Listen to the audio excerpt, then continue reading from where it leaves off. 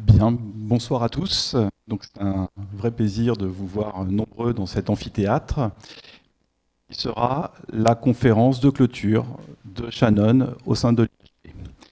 Alors, quelques informations avant autour de l'IHP, et après je vais revenir sur Shannon.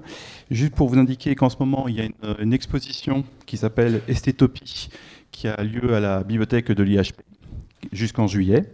Donc je ne peux que vous convier à y aller.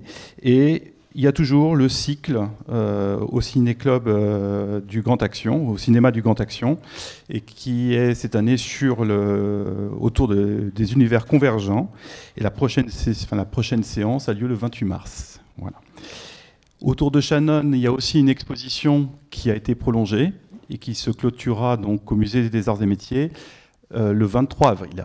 Voilà, donc pour ceux qui n'y auraient pas été ou ceux qui veulent y retourner, vous avez jusqu'au 23 avril. Donc pour cette conférence, aujourd'hui, nous avons le plaisir d'accueillir Monsieur Michael Tanner et Monsieur Matthias Fink. Alors Michael Tanner est professeur à l'Université d'Illinois et Matthias est professeur. Donc Matthias Fink est professeur à l'ESPCI sur la chaire Georges Bach. Tous les deux nous ont fait l'honneur de venir aujourd'hui pour clôturer la thématique Shannon, et ils vont avoir un exposé qui sera à peu près d'1h30 à tous les deux autour de Shannon et des connexions essentielles. À l'issue de ces deux conférences, on aura un temps d'échange, les deux intervenants et avec vous. Et donc, si vous avez des questions, n'hésitez pas. Et donc, je reviendrai vers vous après pour animer cette séance d'animation, cette séance de questions. Je laisse la parole à Monsieur Tanner. Bon, merci Vincent. Bon, c'est un grand honneur pour moi de vous parler de l'œuvre de Shannon et son influence sur notre vie actuelle.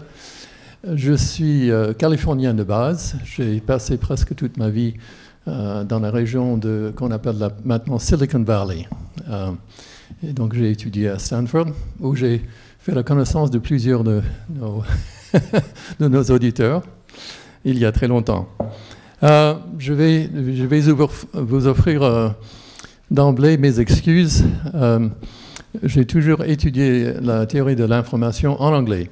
Et je suis sûr de faire beaucoup de fautes de français et d'introduire des anglicismes, mais dans l'esprit de Shannon, j'espère qu'il y aura assez de redondance dans le message pour que vous puissiez comprendre, n'est-ce pas? Bon. Quelques points de repère sur Shannon. Il était bien reconnu très jeune pour un intellectuel prodigieux pour les maths, pour l'ingénierie, aussi pour être un bricoleur. Il fabriquait des gadgets, des trucs, et il s'amusait. Il avait un esprit ludique qui a été présent partout dans son travail. Il a fait une thèse à MIT, et cette thèse a créé le lien entre la logique de Boole et la construction des ordinateurs. Alors aujourd'hui, on dirait, mais c'est plus ou moins évident, n'est-ce pas? Mais c'était à cause de Shannon que c'est plus ou moins évident. Une fois qu'on a compris, mais Shannon a introduit cette connexion. Il a travaillé en secret pour faire la cryptographie pendant la guerre. Mais après la guerre, il a publié une théorie mathématique de la communication au début. Mais un peu plus tard, il était plus sûr de lui et ça est devenu la théorie de la communication. Au bout de un an peut-être, il est persuadé que c'était vraiment quelque chose de très bien. Alors la situation de la communication, il y a un émetteur, quelqu'un qui veut passer un message, une destination, récepteur, d'habitude très souvent des antennes, mais ça peut être autre chose, n'est-ce pas? C'est pas important. Mais en temps de guerre, il y a des complexités. En général, il y a toujours un bruit naturel et ambiant, mais ça se complique en temps de guerre quand il y a peut-être un écouteur ennemi et on veut bien cacher le message. Et parfois, il y a quelqu'un qui essaie d'empêcher le message aussi. Et comment protéger la communication en temps de guerre. Alors, les objectifs que Shannon s'est posés, c'était de minimiser la durée de la transmission. Il y a beaucoup de raisons pour le faire. Je vais vous démontrer plus tard que nous le faisons tout le temps nous-mêmes. Mais en temps de guerre, parfois, c'est une question de mort ou de vie. Si je transmets et je suis dans une région ennemie, si je transmets très longtemps, je peux être détecté et tué. Voilà. Alors, on veut bien minimiser la durée de la transmission, aussi encrypter d'une façon indéchiffrable. Assurer que le message arrive intact, protégé contre le bruit. C'est là où j'ai travaillé et je vais donner un peu plus d'informations sur les méthodes d'aujourd'hui sur ce sujet. Et aussi minimiser l'énergie utilisée. Est-ce que c'est important aujourd'hui de minimiser l'énergie? Oui. Quand le portable ne marche plus, vous savez que c'est très important, n'est-ce pas? Et la plupart de la consommation de nos smartphones, c'est avec les communications. Si vous mettez en airplane mode, ça n'utilise presque pas d'habitude. Alors, il y a 3 formes de codage qui répondent à ces besoins, à ces objectifs. Les codes de source ou des codes compresseurs pour comprimer un message, minimiser la durée. Les codes cryptographiques, les codes de canal ou correcteurs, où on ajoute de la redondance pour pouvoir détecter des erreurs ou corriger des erreurs. Et pour minimiser l'énergie, il y a les deux qui jouent ensemble, les codes de source et de canal. Alors, Shannon a créé un modèle, je ne vais pas ajouter beaucoup de détails, mais il y a une source d'information, c'est le modèle de Shannon dans son petit bouquin. Son petit bouquin, un petit livret, il a publié, c'était plus un article, un essai. Ça fait peut-être un peu plus qu'1 centimètre, un petit livret. Mais il y avait plein d'idées là-dedans. Il a vraiment lancé des domaines de recherche avec un petit chapitre de 3 pages, comme ça. Alors, c'est le modèle de Shannon. Il y a une source de bruit, émetteur, récepteur, et on veut étudier comment transmettre et protéger un message. D'abord, mesurer qu'est-ce que l'information et comment peut-on la mesurer. C'était difficile à l'époque, il y avait des disputes de comment on devrait définir l'information dans un message. L'information n'a pas de poids. On ne peut pas peser pour savoir. J'ai renversé la parole de ce monsieur pour souligner le fait que pour Shannon, ce n'était qu'une séquence de symboles. Et pour lui, c'était de transmettre les symboles sans savoir si c'était important ou trivial. Il ne s'intéressait pas à cette question. Il y en avait d'autres qui ont insisté à ce moment qu'il fallait étudier aussi les sémantiques, mais lui, il a abandonné, il a laissé tomber la sémantique pour étudier la transmission. Il a simplifié le concept et il était beaucoup loin au fond de son sujet parce qu'il a abandonné. Mesure de Shannon, pour lui, c'est une révélation d'un message, ici une symbole, dans un univers d'autres messages possibles. L'information, c'est qu'on révèle ce résultat. Vous avez reçu de l'information. Alors, je vais donner un exemple ici. Je vais dire aussi, il y a des équations, je ne sais pas si tout le monde est très content ou se sent à l'aise avec les équations. Si vous n'avez pas les équations, n'ayez pas peur. Laissez-les à côté. On peut continuer même sans les équations. Ici, il y a une source avec 8 symboles possibles avec des probabilités égales en 8e. Shannon a dit, il a défini l'information de logarithme à base de 2 de l'inverse de la probabilité. On pourrait dire qu'il avait dit au pif, mais il savait très bien pourquoi il voulait définir comme ça, et nous allons peut-être voir, je vais vous démontrer.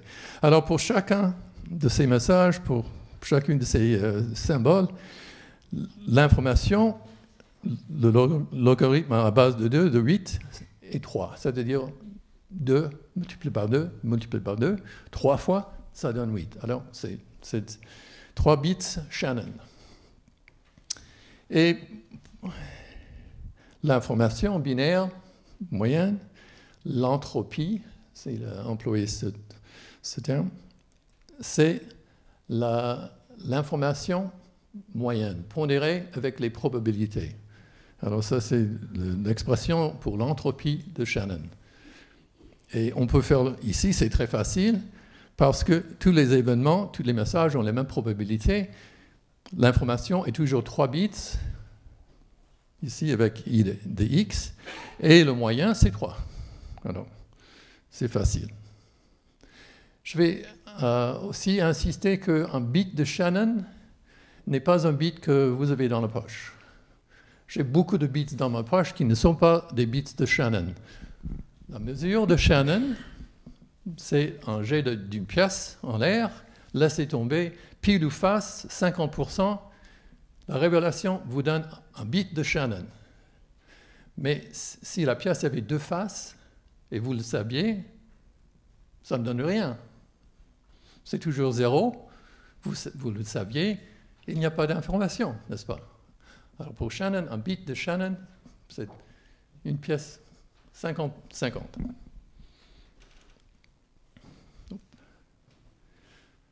Je vais construire un code avec un arbre.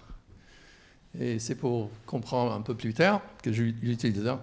C'est un arbre pour il faut s'incliner un peu pour voir les embranchements très réguliers et binaires. Et on définit un code ainsi. Il faut aller en haut avec 0, 1 indique que c'est en bas, et ainsi de suite pour 3 niveaux ici. Alors le code, les mots de code pour chaque symbole, je les ai donnés ici. Oui, ça y est. Bon. C'est très simple, on peut compter en binaire ici. Mais ça devient plus intéressant, un peu plus subtil, quand les probabilités ne sont pas toutes égales. Alors ici, j'ai changé et j'ai donné les probabilités. Ici, E arrive à 40%, tandis que A à 30%, jusqu'à C à 5% du temps. C'est-à-dire, dans une émission de cette source, vous allez trouver un pourcentage de 40 pour E. Alors, je crois qu'en français, comme en anglais, E est le plus fréquent, n'est-ce pas? Alors, vous pensez que c'est un peu ça. Je vais construire un code afin de minimiser la longueur moyenne. Et je vais utiliser un exemple pour faire comment minimiser la longueur moyenne. Qu'est-ce que vous faites quand vous parlez dans une langue naturelle pour minimiser la longueur? Vous êtes toujours pressé, vous voulez toujours parler très vite, alors vous allez trouver dans presque toutes les langues que les mots qu'on utilise le plus souvent sont les petits mots. N'est-ce pas? Les mots qu'on utilise fréquemment sont souvent monosyllabes. En français, c'est oui ou non. Oui, les mots qu'on a presque tout le temps, qu'on utilise, ce sont des monosyllabes. Et c'est ainsi que s'il y a un concept ou des choses qui ne sont pas aussi fréquentes, on peut avoir quelque chose en multisyllabe, quelque chose de plus long. Alors, il y a monosyllabe, il y a fréquemment, il y a incompréhensible, effectivement. Redondance, vérifier. On utilise les acronymes, alors 3 syllabes, acronymes, comme acide désoxyribonucléique, ça roule comme ça, n'est-ce pas? Alors, on utilisait ADN, c'est plus facile à dire. On fait raccourcir le message quand on l'utilise très fréquemment. Alors, qu'est-ce que nous allons faire pour minimiser la longueur de notre code quand les probabilités ne sont pas les mêmes? Nous allons faire la même chose, créer un code où les mots de code sont très courts pour les symboles qui sont très fréquents et quelque chose de plus long pour ça, pour les autres qui sont plus longues. Alors voici mon code. Je peux vous dire que ce code est optimal. Je l'ai construit avec la méthode d'un de mes collègues d'autrefois à l'Université de la Californie, un certain monsieur David Hoffman, qui a créé ces codes, qui a découvert la façon de construire les codes afin de minimiser la longueur. On les appelle les codes d'Hoffman, et j'ai utilisé, et pas moyen. Mais maintenant, je vais voir, est-ce que la mesure de Shannon est utile, et est-ce que la mesure de Shannon peut nous dire quelque chose au sujet de ce code? Bon, nous avons le code, E c'est 0, A c'est 1, 0, les probabilités, l'information binaire, l'entropie, c'est la formule de Shannon. Je vais faire le calcul et j'arrive à 1,95 bits Shannon. Cette source produit 1,95. La longueur, je vais faire le calcul de la longueur, et c'est là, 40% du temps, c'est longueur 1, 30% c'est longueur 2, et j'arrive à 2. D'accord? Vous constaterez que la longueur est tout petit peu plus grand que l'information de Shannon en bits. Or, nous aurions pu utiliser le code que je vous ai démontré, où tous les mots de code avaient longueur 3, n'est-ce pas? Le code que je vous ai montré dès le début. Ici, j'ai ajusté le code afin de minimiser, et j'ai fait une réduction d'un tiers dans la transmission. Alors, c'est bien. Peut-être on préfère encore mieux. Vous savez, ce n'est pas le cas. Mais est-ce qu'on préfère mieux? Parce que c'est très intéressant. Application. Combien d'iPod est-ce que Apple aurait vendu au marché s'il n'y avait qu'une chanson sur un iPod? Bon. Il fallait faire quelque chose pour comprimer les messages, comprimer la musique, afin d'en stocker des centaines. Ils ont très bien fait, maintenant ils ont un système Apple, mais ça c'est vraiment, ici on voit la base. Utilité de la mesure de Shannon, c'est que la mesure de Shannon est parfaitement adaptée aux arbres. C'est vraiment quelque chose de très joli quand on voit. Théorème de Shannon, l'entropie est toujours, ici décrit, est toujours une limite inférieure pour la longueur moyenne. Alors, avec l'exemple que je vous ai donné, est-ce qu'on peut faire encore de la compression? Peut-être un peu, mais pas beaucoup, n'est-ce pas? De 2 à 1,95.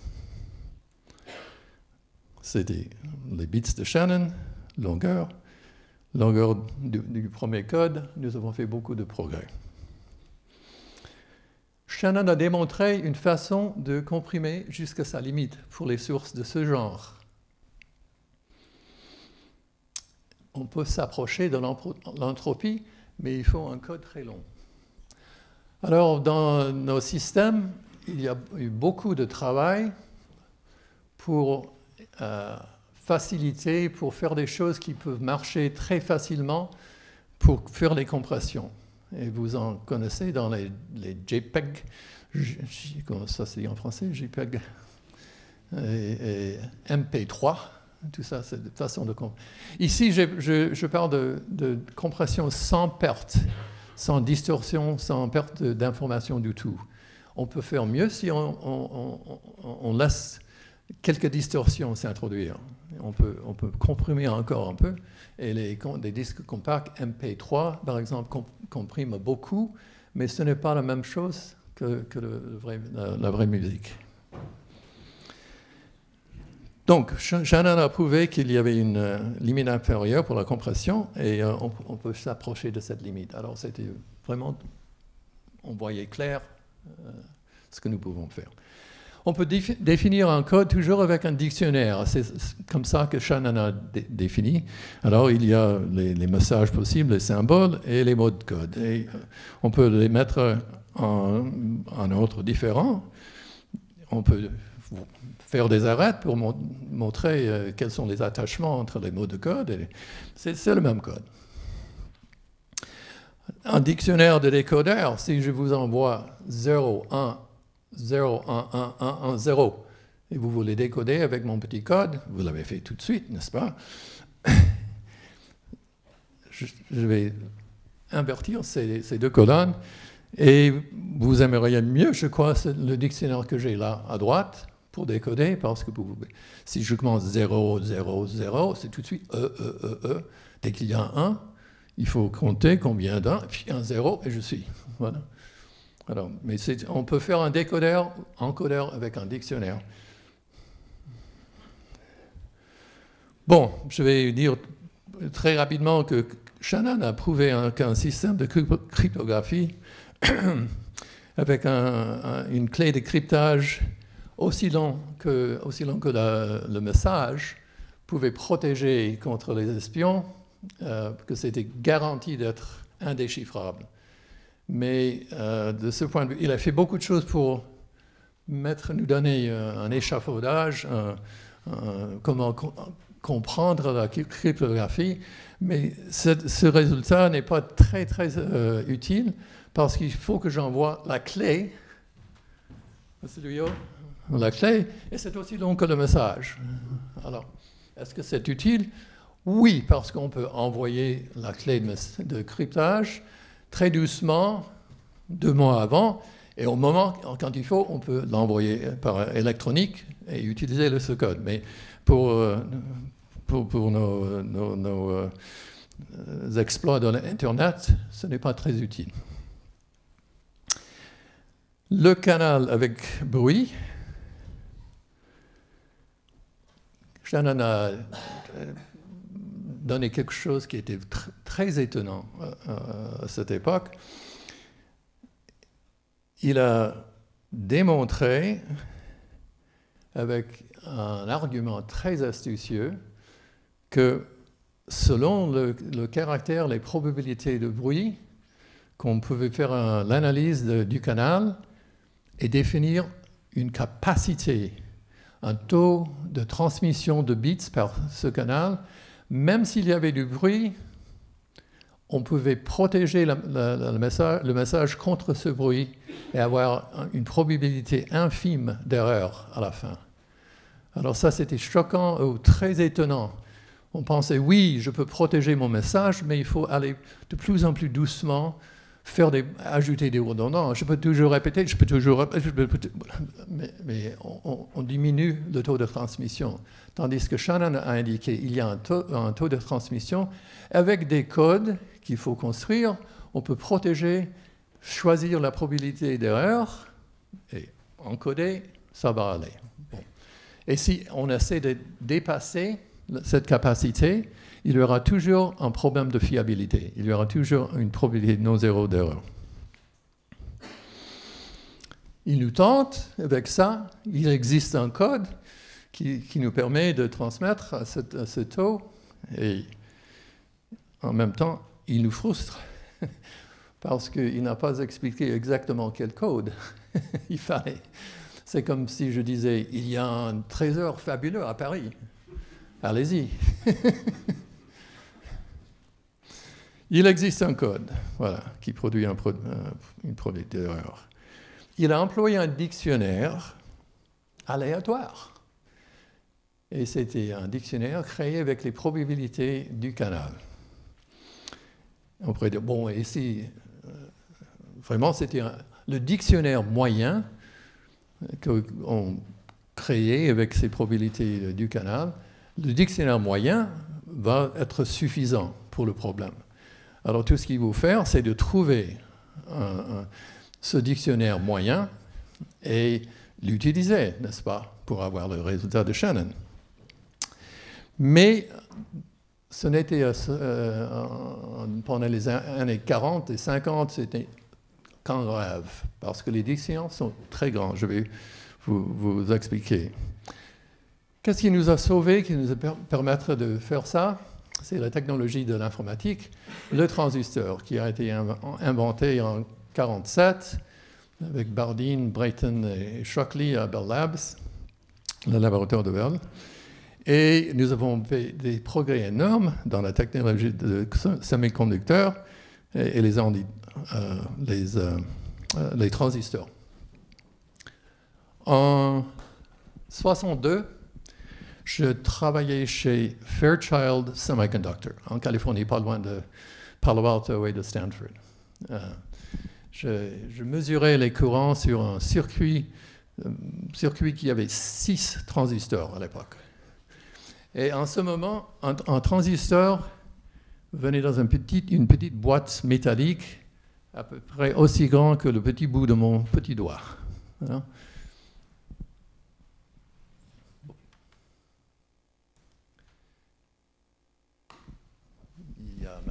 J'ai pris une statistique d'il y a un circuit, un processeur avec 1 milliard de transistors sont à peu près aussi grands que mes 2 pouces, comme ça, maintenant. Alors ça, c'est vraiment une production phénoménale. Les nombres de... Ou dans quel autre domaine est-ce qu'on a fait un progrès pareil? Quelqu'un peut m'offrir quelque chose à part l'informatique? C'est merveilleux, le transport, n'est-ce pas? Les avions à réaction, c'est merveilleux. Mais tout de même, un cheval, en comparaison avec un avion à réaction, ce n'est pas la même chose. Loin de ça, n'est-ce pas? Il n'y a presque rien où nous avons fait le même progrès. Alors la loi de Moore, Gordon Moore, qui était le chef de Fairchild Semiconductor, et aussi un des fondateurs de Intel, il a annoncé qu'il fait l'observation. Ce n'est pas vraiment une loi. Il faut faire attention, c'est une observation qui était valable pour l'instant et qui, par miracle un peu, est restée valable encore très longtemps. Il a dit qu'il y a une croissance exponentielle à coût constant dans les transistors. Et en fait, il avait raison. Je vous donne ici un axe exponentiel, nombre de transistors et les années qui s'écroulent. Et si c'était exponentiel, c'est une ligne directe. Et c'était à peu près ça. Alors, la loi de Moore a toujours été valable. Maintenant, ça ne va pas exactement. Ça est devenu beaucoup plus difficile d'avancer, à mon avis. Je ne suis pas tout à fait au courant, mais c'est devenu beaucoup plus long. Alors, nous avons fait beaucoup de progrès. Nous avons beaucoup de mémoire. J'ai un smartphone qui a 64 gigaoctets de mémoire, et ça fait 2 puissance 39 bits que je peux stocker dans mon smartphone. Est-ce que c'est suffisant pour les codes de Shannon? Non. Même aujourd'hui, ce n'est pas praticable.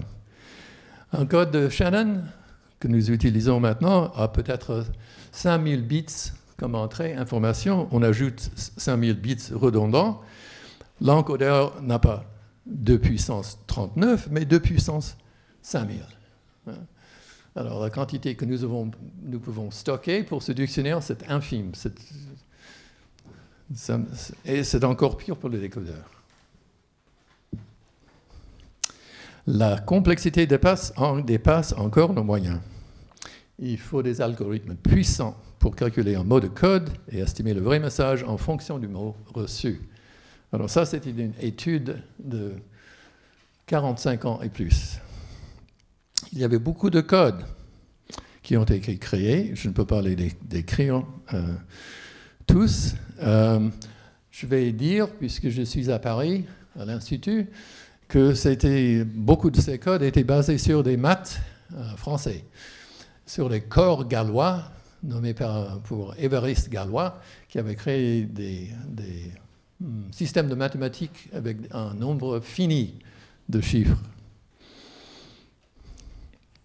Et plus récemment, il y a des codes du style itératif et distribué qui commencent à dominer le marché, qui commencent à dominer les applications, surtout avec les transmissions sans fil.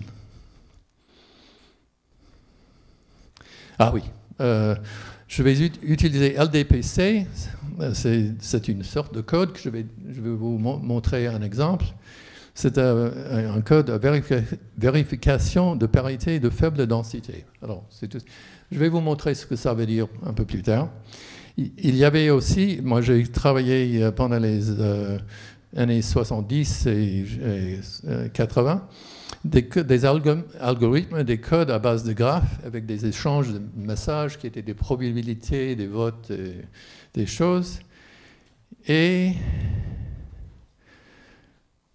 du coup, au début des années 90, mes collègues ici en France ont découvert ce qu'on appelle, ils ont nommé turbocode. Un des inventeurs des turbocodes était censé être ici, mais il y avait une grève qui l'a empêché de venir. Bon, et il y a des échanges de probabilités. Je vais très rapidement vous montrer le style, mais c'était vraiment quelque chose de très impressionnant, parce qu'il y avait des chercheurs, je vais vous chuchoter quelques secrets. Les turbocodes ont sorti, avec des chercheurs aux États-Unis, j'ai entendu dire qu'ils pensaient « Oh, mais ils ont fait peut-être une erreur quelque part ».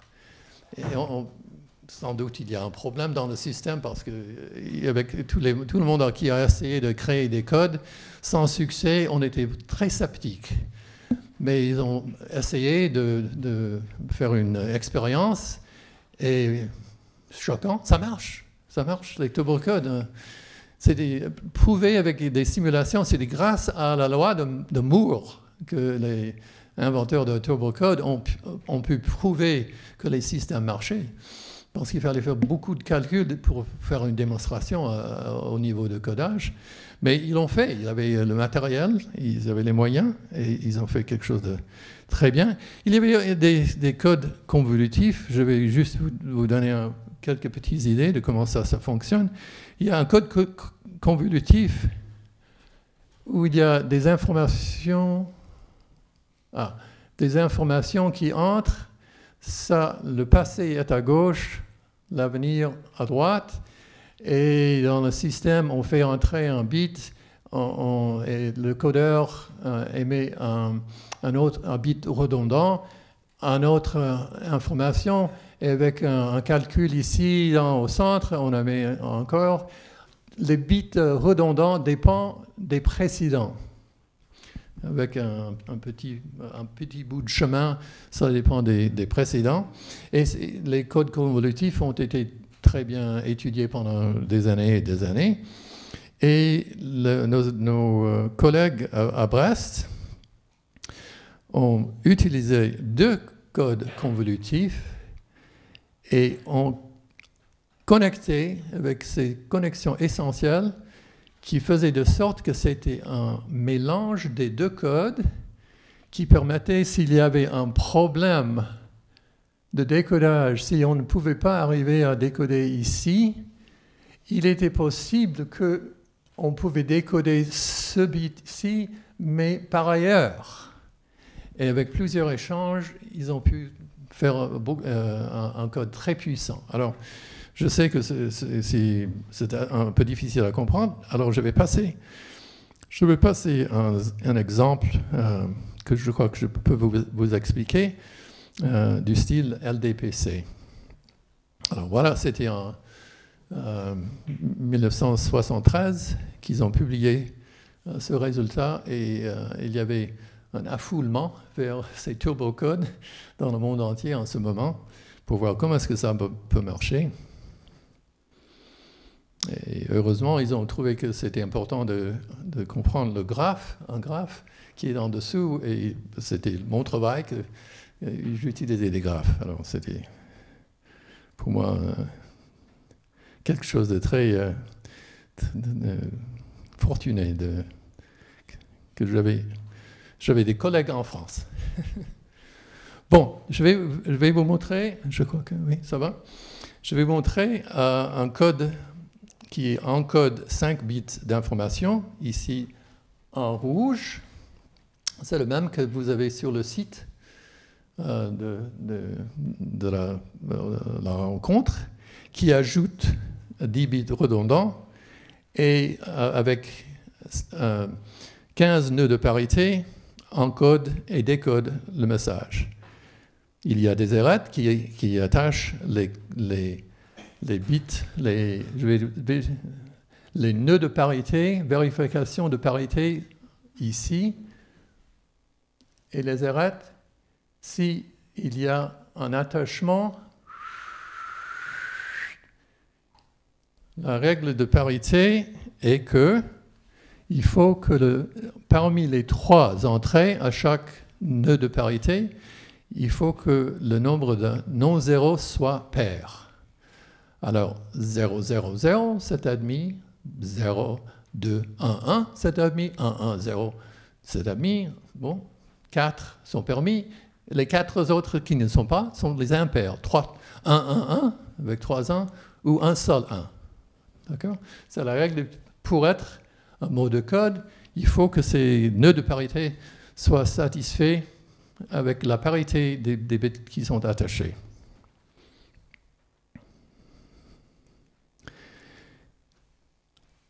Un nœud de parité peut corriger un effacement.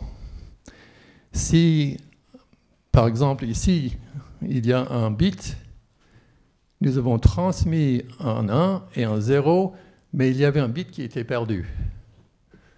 Selon la règle, est-ce que vous pouvez me dire la valeur? Oui?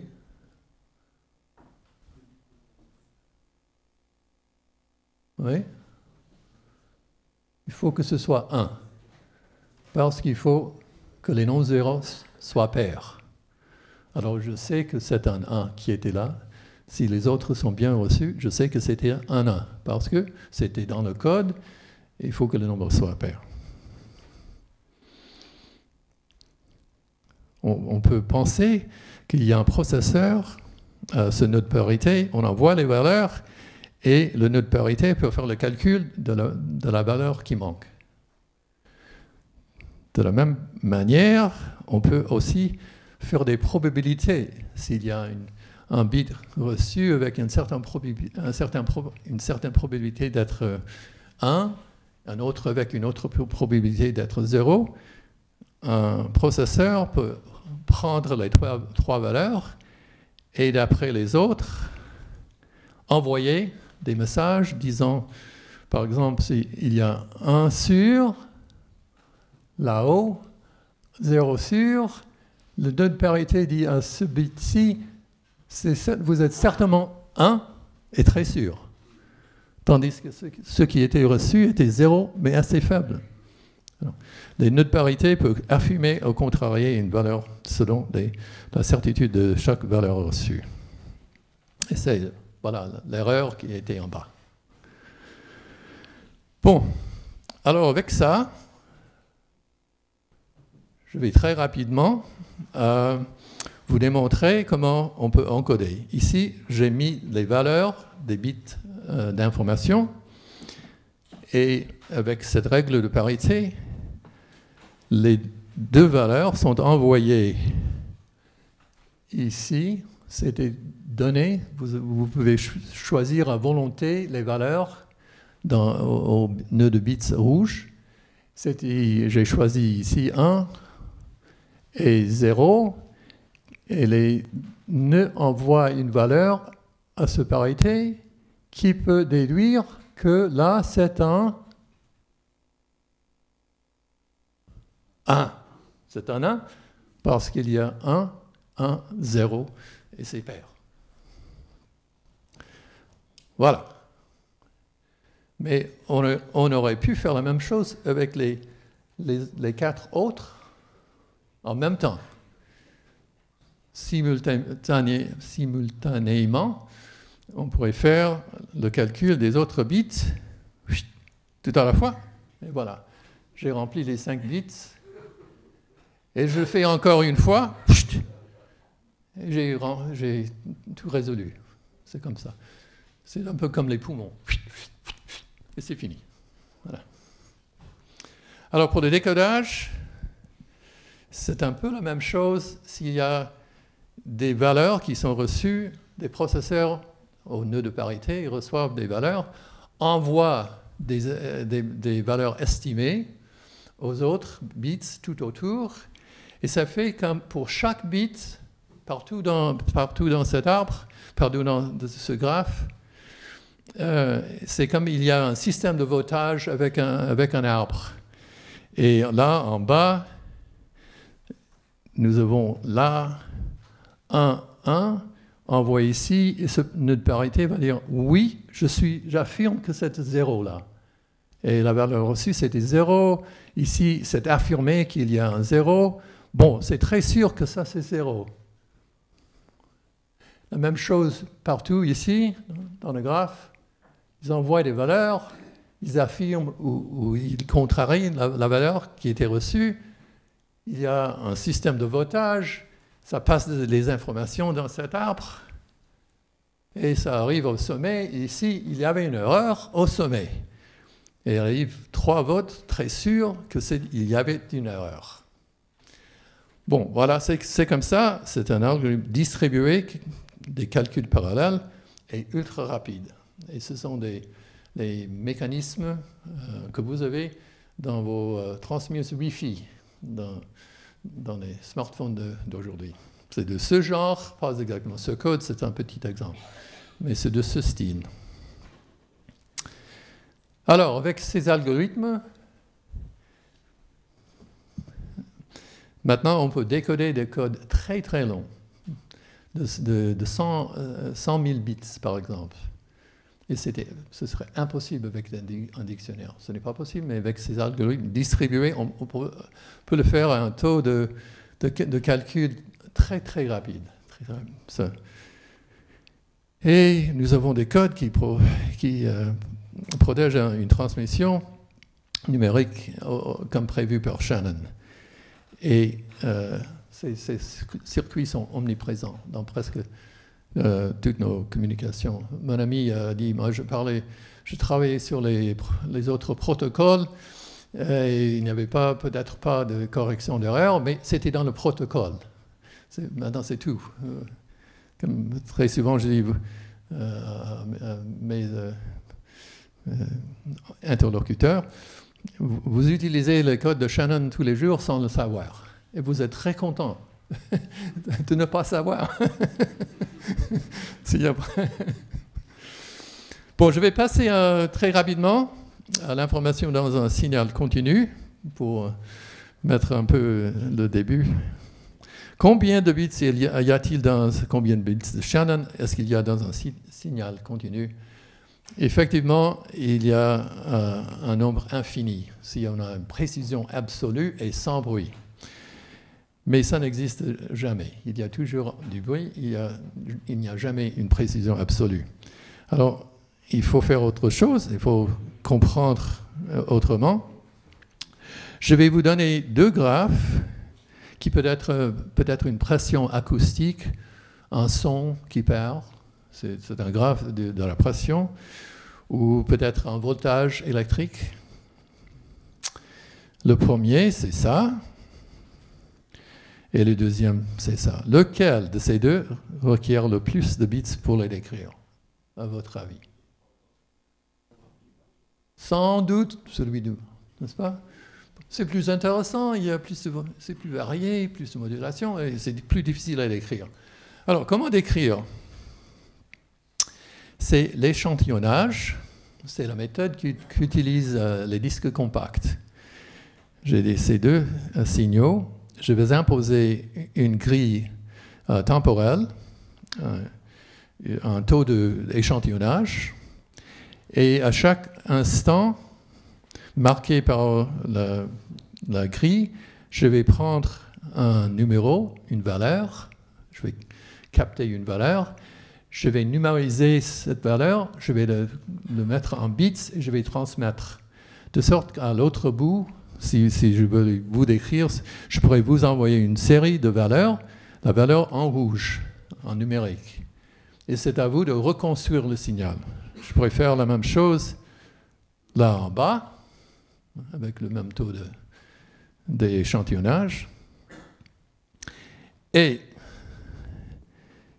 si j'enlève, est-ce que vous pouvez reconstituer le signal? Là-haut, peut-être vous allez dire oui. Mais en bas, c'est plus difficile. N'est-ce pas?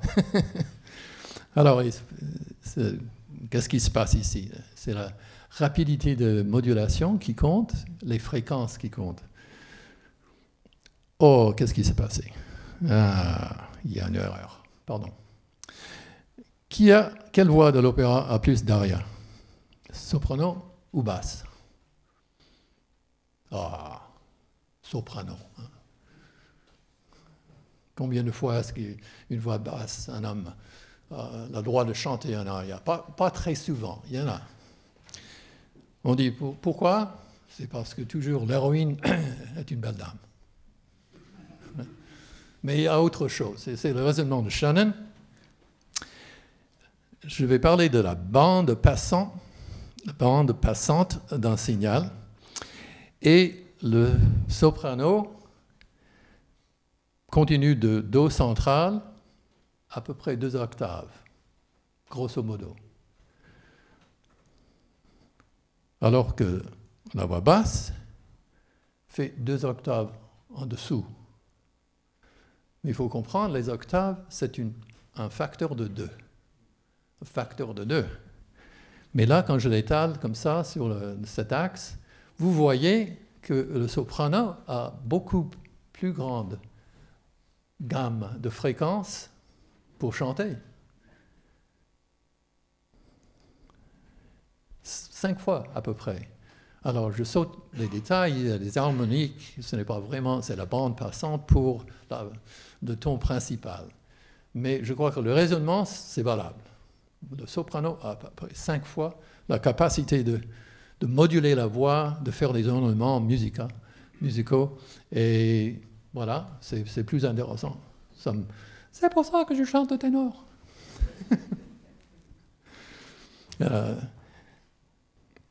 La voix de soprano a un spectre beaucoup large. Alors, la capacité du canal, s'il y a un bruit de quelque sorte, Shannon a expliqué, a créé a découvert une autre théorème, c'est la capacité pour un signal continu est en proportion directe à la bande passante, combien de fréquences, et avec un facteur de la puissance, c'est la capacité en bits Shannon, la bande passante du canal, la puissance du signal et la puissance du bruit.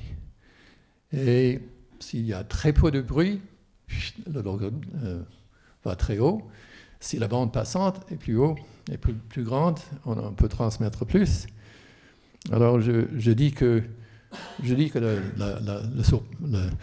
le soprano peut chanter et plus rapidement transmettre plus d'informations.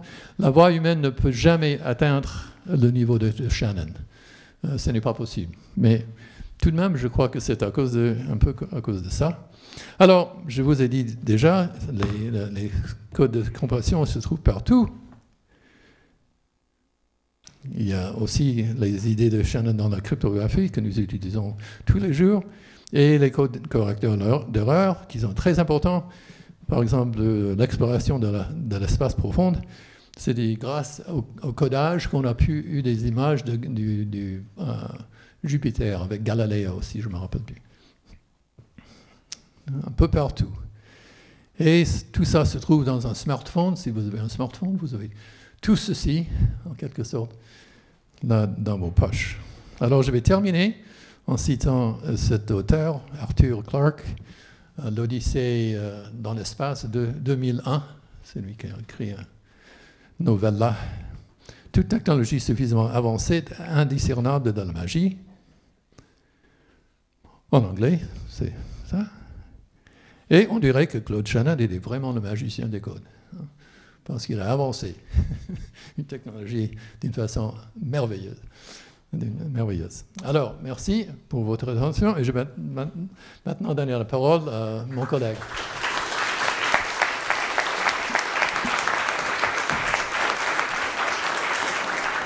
D'accord. Bonjour, plutôt bonsoir. J'ai un petit peu honte de vous parler parce que je ne suis vraiment pas un spécialiste de Shannon. Et lorsque j'ai reçu cette invitation, vous m'entendez au fond? Oui. Lorsque j'ai reçu cette invitation, je me suis dit, mais pourquoi, diable, me propose-t-on de venir parler Parce qu'en fait, comme c'est enregistré. Ah oui, d'accord. Pourquoi me propose-t-on de venir parler de Shannon alors que je ne connais pas vraiment la théorie du codage, je ne suis pas un spécialiste de théorie de l'information, je suis plutôt un physicien des ondes. Et je m'intéresse plus à la façon dont les ondes se propagent dans les milieux les plus complexes. Et je me suis dit, bon, il y a une raison, c'est sûrement que parmi les choses qu'on a fait sur ce qui s'appelle le renversement du temps, il y a pas mal d'applications dans le domaine des télécommunications. Et donc, je me suis dit que je vais vous parler de ça. Et j'ai choisi d'appeler mon exposé « Code et environnement ». Alors, les codes dont je vais parler, ce ne sont pas les codes de Shannon, mais vous allez voir que la nature fait bien les choses. La nature, par sa complexité spatiale, crée des codages sans arrêt. Et si on apprend à exploiter ces codages et à les décoder, eh bien, on peut envoyer beaucoup d'informations d'un endroit à un autre. Et donc, je vais commencer par vous mettre le même transparent que Michael a présenté. À l'époque de Shannon, lorsqu'on s'intéressait à la communication d'informations entre une antenne émettrice et une antenne réceptrice, c'était généralement sur des longues distances. On voulait envoyer une information à un bateau ou à quelqu'un qui est très loin. Et c'était plutôt une propagation dans des milieux de propagation assez simples, où les ondes se propageaient à peu près en ligne droite. Elles pouvaient être un peu courbées par des gradients de concentration. Mais c'était une propagation pas très compliquée. Et évidemment, le problème qu'il y a au niveau du récepteur, c'est que le récepteur reçoit d'une part le message qu'on a voulu lui envoyer, mais reçoit aussi du bruit. Et le bruit peut être d'une part un bruit électronique dû à ses composants électroniques, mais aussi un bruit dû à des informations non voulues qui arrivent par d'autres chemins et qui viennent se mélanger. Et dans ce formalisme, Shannon a bien montré que si on voulait savoir quelle était la quantité maximum d'informations qu'on pouvait envoyer sur un canal de transmission entre une antenne d'émission et une antenne de réception, ben ça dépendait évidemment du bruit qu'on recevait au niveau du récepteur et ça dépendait de la puissance du signal. Et c'est la formule que j'ai reprise de Michael, qui est la capacité de Shannon, qui vous dit en gros quel est le nombre de bits par seconde que je peux envoyer lorsque je travaille avec une certaine bande passante. Et cette formule, on peut la ramener à une formule que j'appelle la capacité de Shannon par hertz de bande passante. Si vous avez une grande bande passante, vous avez des mégahertz, mais si vous connaissez déjà la capacité par hertz, c'est déjà une première information.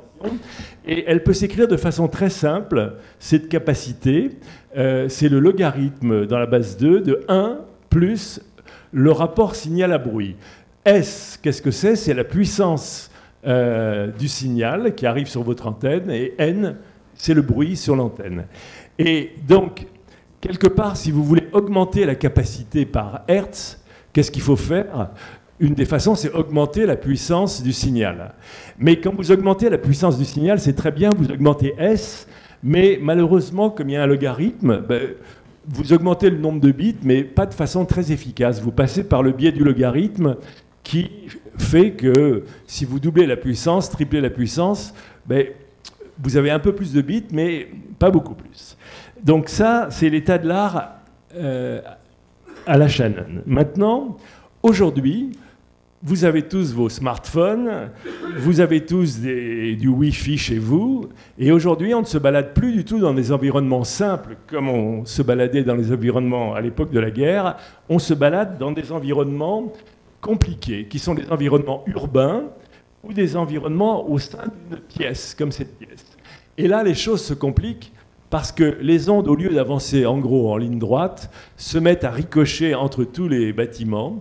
Et on crée, en fait, lorsqu'on envoie une onde, même si elle est brève, lorsque vous la captez sur un récepteur lointain, vous captez un signal qui ressemble à un bruit.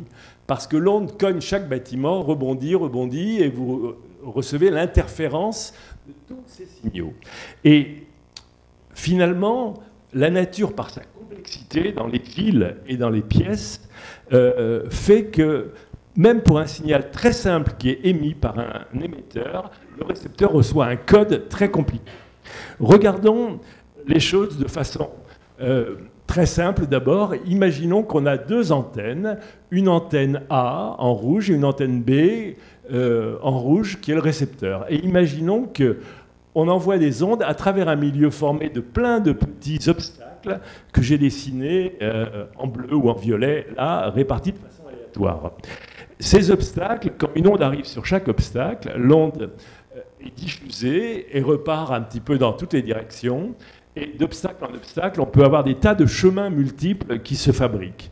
Et dans ce cas, si vous envoyez à partir d'un émetteur un signal très bref, un petit cri très bref, eh bien, si vous êtes un récepteur placé au point B, mais vous n'allez pas du tout recevoir un petit cri très bref parce qu'il y aura à la rigueur une onde. Alors, je ne sais pas si vous la voyez là, je vais la mettre. Il y aura à la rigueur une onde.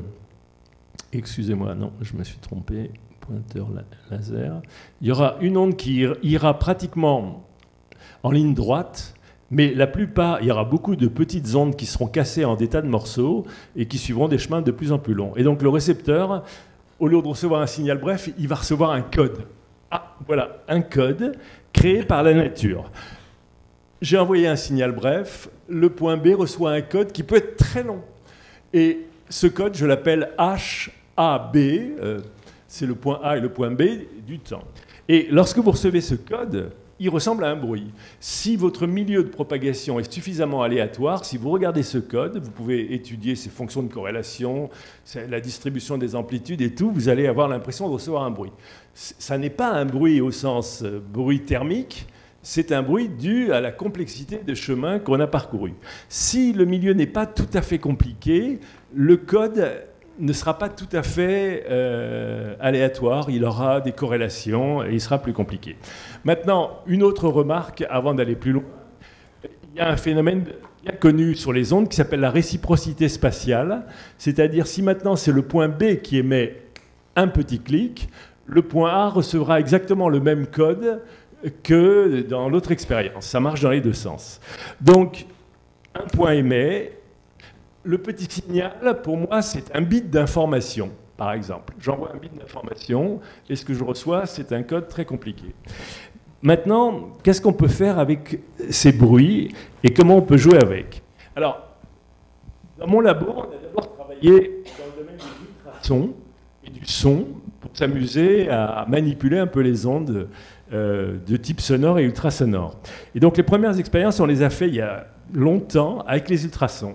Et on s'est rendu compte qu'en créant des forêts de tiges dans lesquelles on envoyait des ultrasons, on pouvait envoyer beaucoup plus d'informations. Et je vais vous expliquer un peu comment on a fait. Et puis après, on est passé évidemment des ultrasons aux ondes électromagnétiques. Et je vais vous montrer pas mal d'exemples de ce qu'on peut faire comme manipulation avec les ondes électromagnétiques pour la 5G et pour d'autres applications. Là, imaginez qu'on envoie des ultrasons, donc on a des réseaux d'antennes. Au lieu d'avoir une antenne de réception, on peut en avoir plusieurs. C'est comme les barrettes de transducteurs que vous mettez sur le ventre d'une femme enceinte pour regarder le bébé. C'est plein de petites antennes. Et donc, on met ici des obstacles, on envoie un petit signal très bref, d'un point, clac. Ce signal, chaque antenne le reçoit et reçoit des codes très longs. Si vous numérisez toute cette information, et sous forme digitale, et vous la stockez dans des mémoires, vous avez une banque de données, une banque de code qui correspond à l'émission du point source initial. Bon, un code, le voilà, c'est un bruit. Quelle est l'information? Quelle information se trouve cachée dans ce bruit et comment l'exploiter? Alors, il y a une façon très simple qui est la façon qu'on a regardée au laboratoire. C'est lorsque vous avez reçu tous ces codes que vous avez stockés dans des mémoires, eh bien, vous décidez de lire toutes les mémoires en verlan. C'est plus que du verlan. Vous renversez la chronologie de toute l'information que vous avez reçue sur tous les canaux et l'ensemble de ces codes va être réémis en renversant la chronologie temporelle. Et si vous faites ça, maintenant, chaque antenne qui était une antenne de réception devient maintenant un émetteur, mais qui renvoie exactement ces codes renversés chronologiquement. Et vous vous posez la question, qu'est-ce qui revient au point de départ? Et quand vous faites cette expérience, et si vous regardez ce qui revient au point de départ, si vous avez quelques antennes ici, là j'en ai mis 8 par exemple, ou on peut en avoir plus, et vous verrez qu'on n'en a pas besoin de beaucoup, eh bien, si vous regardez tous ces codes très longs que vous envoyez, lorsqu'ils repassent dans le milieu, et lorsqu'ils reviennent au point de départ, ben, ce qui revient au point de départ, c'est un signal qui est à nouveau très bref. Il s'est reconcentré temporellement, vous avez créé un filtre adapté à la propagation et en renvoyant le code que vous avez reçu, en le renversant temporellement, en repassant une deuxième fois dans le milieu, mais en sens inverse à cause de la réciprocité spatiale, vous créez brusquement un signal qui devient très bref à l'endroit initial. Donc en envoyant ce code retourné à l'endroit initial, vous recevez un signal très bref. Ça, c'est ce qui s'appelle une compression temporelle d'information. Maintenant, deuxième aspect, est-ce que cette information ne revient qu'au point de départ, ou est-ce qu'elle revient sur d'autres antennes qui peuvent être ailleurs? Et donc on regarde ce qui s'appelle la taille de la tâche focale, et là il y a des surprises intéressantes. Tout ça c'est relié à un concept plus général que celui que j'ai présenté, qui est le concept d'un miroir à retournement temporel, qui exploite pour l'équation des ondes le fait que l'équation des ondes est invariante par renversement du temps et qui a réciprocité spatiale. Et de façon générale, ce qu'on sait, c'est que si vous avez une source qui émet un signal très bref, si elle l'émet à travers un milieu très compliqué, si vous stockez sur plein d'antennes mais qui entourent le milieu, cette fois-ci j'ai mis beaucoup d'antennes, il y en a partout autour de la source, si vous stockez l'information qui vient de cette source sous forme de code plus ou moins long, ça dépend de la réverbération que vous avez dans votre milieu. Quand vous avez toute cette information, si vous la retournez temporellement et si vous la réémettez par toutes ces antennes qui entourent le milieu, eh bien vous recréez une onde qui revit exactement sa vie passée. C'est-à-dire que le film de cette onde qui allait dans ce sens, maintenant, quand sur les bords du milieu, on a recréé exactement la chronologie inversée des signaux qu'on a reçus, on recrée une onde qui revient pas à pas, refocaliser sur le point de départ. Mais quand une onde revient sur le point de départ pour refocaliser, comme elle arrive de tous les côtés à la fois, il lui arrive un petit problème. La plus belle onde au monde, quand on refocalise sur un point, ne refocalise jamais en un point. Pourquoi? Parce que quand l'onde revient ici, toute l'énergie collapse et repart dans l'autre sens. Et vous créez en fait, quand vous retournez temporellement les ondes sur un bord du milieu, une onde qui revient au point de départ sous la forme d'une onde convergente qui est suivie d'une onde divergente. Et le fait qu'il y ait une onde convergente suivie d'une onde divergente, ça crée un phénomène qui s'appelle la limite de diffraction, ou la taille de la tâche focale. Si vous avez par exemple ici une onde qui a des oscillations, si elle refocalise vers le point de départ, au lieu de s'arrêter, comme elle repart dans l'autre sens, vous avez le croisement d'une onde convergente et d'une onde divergente, et si vous regardez exactement ce qu'il y a au moment où les deux ondes se mélangent, eh bien vous avez une tâche, et la tâche a une taille qui vaut lambda sur 2. Donc, si vous aviez beaucoup d'antennes, évidemment ce n'est pas pratique pour faire de la télécommunication, il faudrait mettre des antennes partout dans cette pièce pour focaliser sur moi uniquement pour m'envoyer un message, ce n'est pas très intéressant, mais vous savez que vous pouvez focaliser que sur une tâche qui fait la demi-longueur d'onde. La demi-longueur d'onde pour le Wi-Fi, en Wi-Fi, quand vous travaillez à 2,4 GHz, c'est 12 cm de longueur d'onde, et donc vous focalisez sur une zone qui fait 6 cm. Et vous pouvez donc envoyer une information sur une zone qui fait 6 cm que quelqu'un à 6 cm à côté n'entendra pas. Et vous pouvez essayez d'imaginer que vous allez envoyer des informations différentes à des tas d'antennes tous les 6 cm. On reviendra là-dessus quand on parlera du concept de Shannon MIMO. Maintenant, dans l'expérience que je vous ai montrée, on ne fait pas un retournement temporel avec des antennes partout. On n'a pas beaucoup d'antennes. Et on a typiquement, par exemple, 8 antennes ici. Et quand vous voulez envoyer à partir de 8 antennes un signal vers un point, vous pouvez faire du retournement temporel aussi. Vous imaginez que vous avez ici envoyé un petit signal. Si vous êtes dans un milieu, un espace libre où il n'y a aucun obstacle, vous recevez sur chaque antenne des signaux. Ils arrivent chacun avec un petit retard. Vous les stockez, vous les retournez temporellement.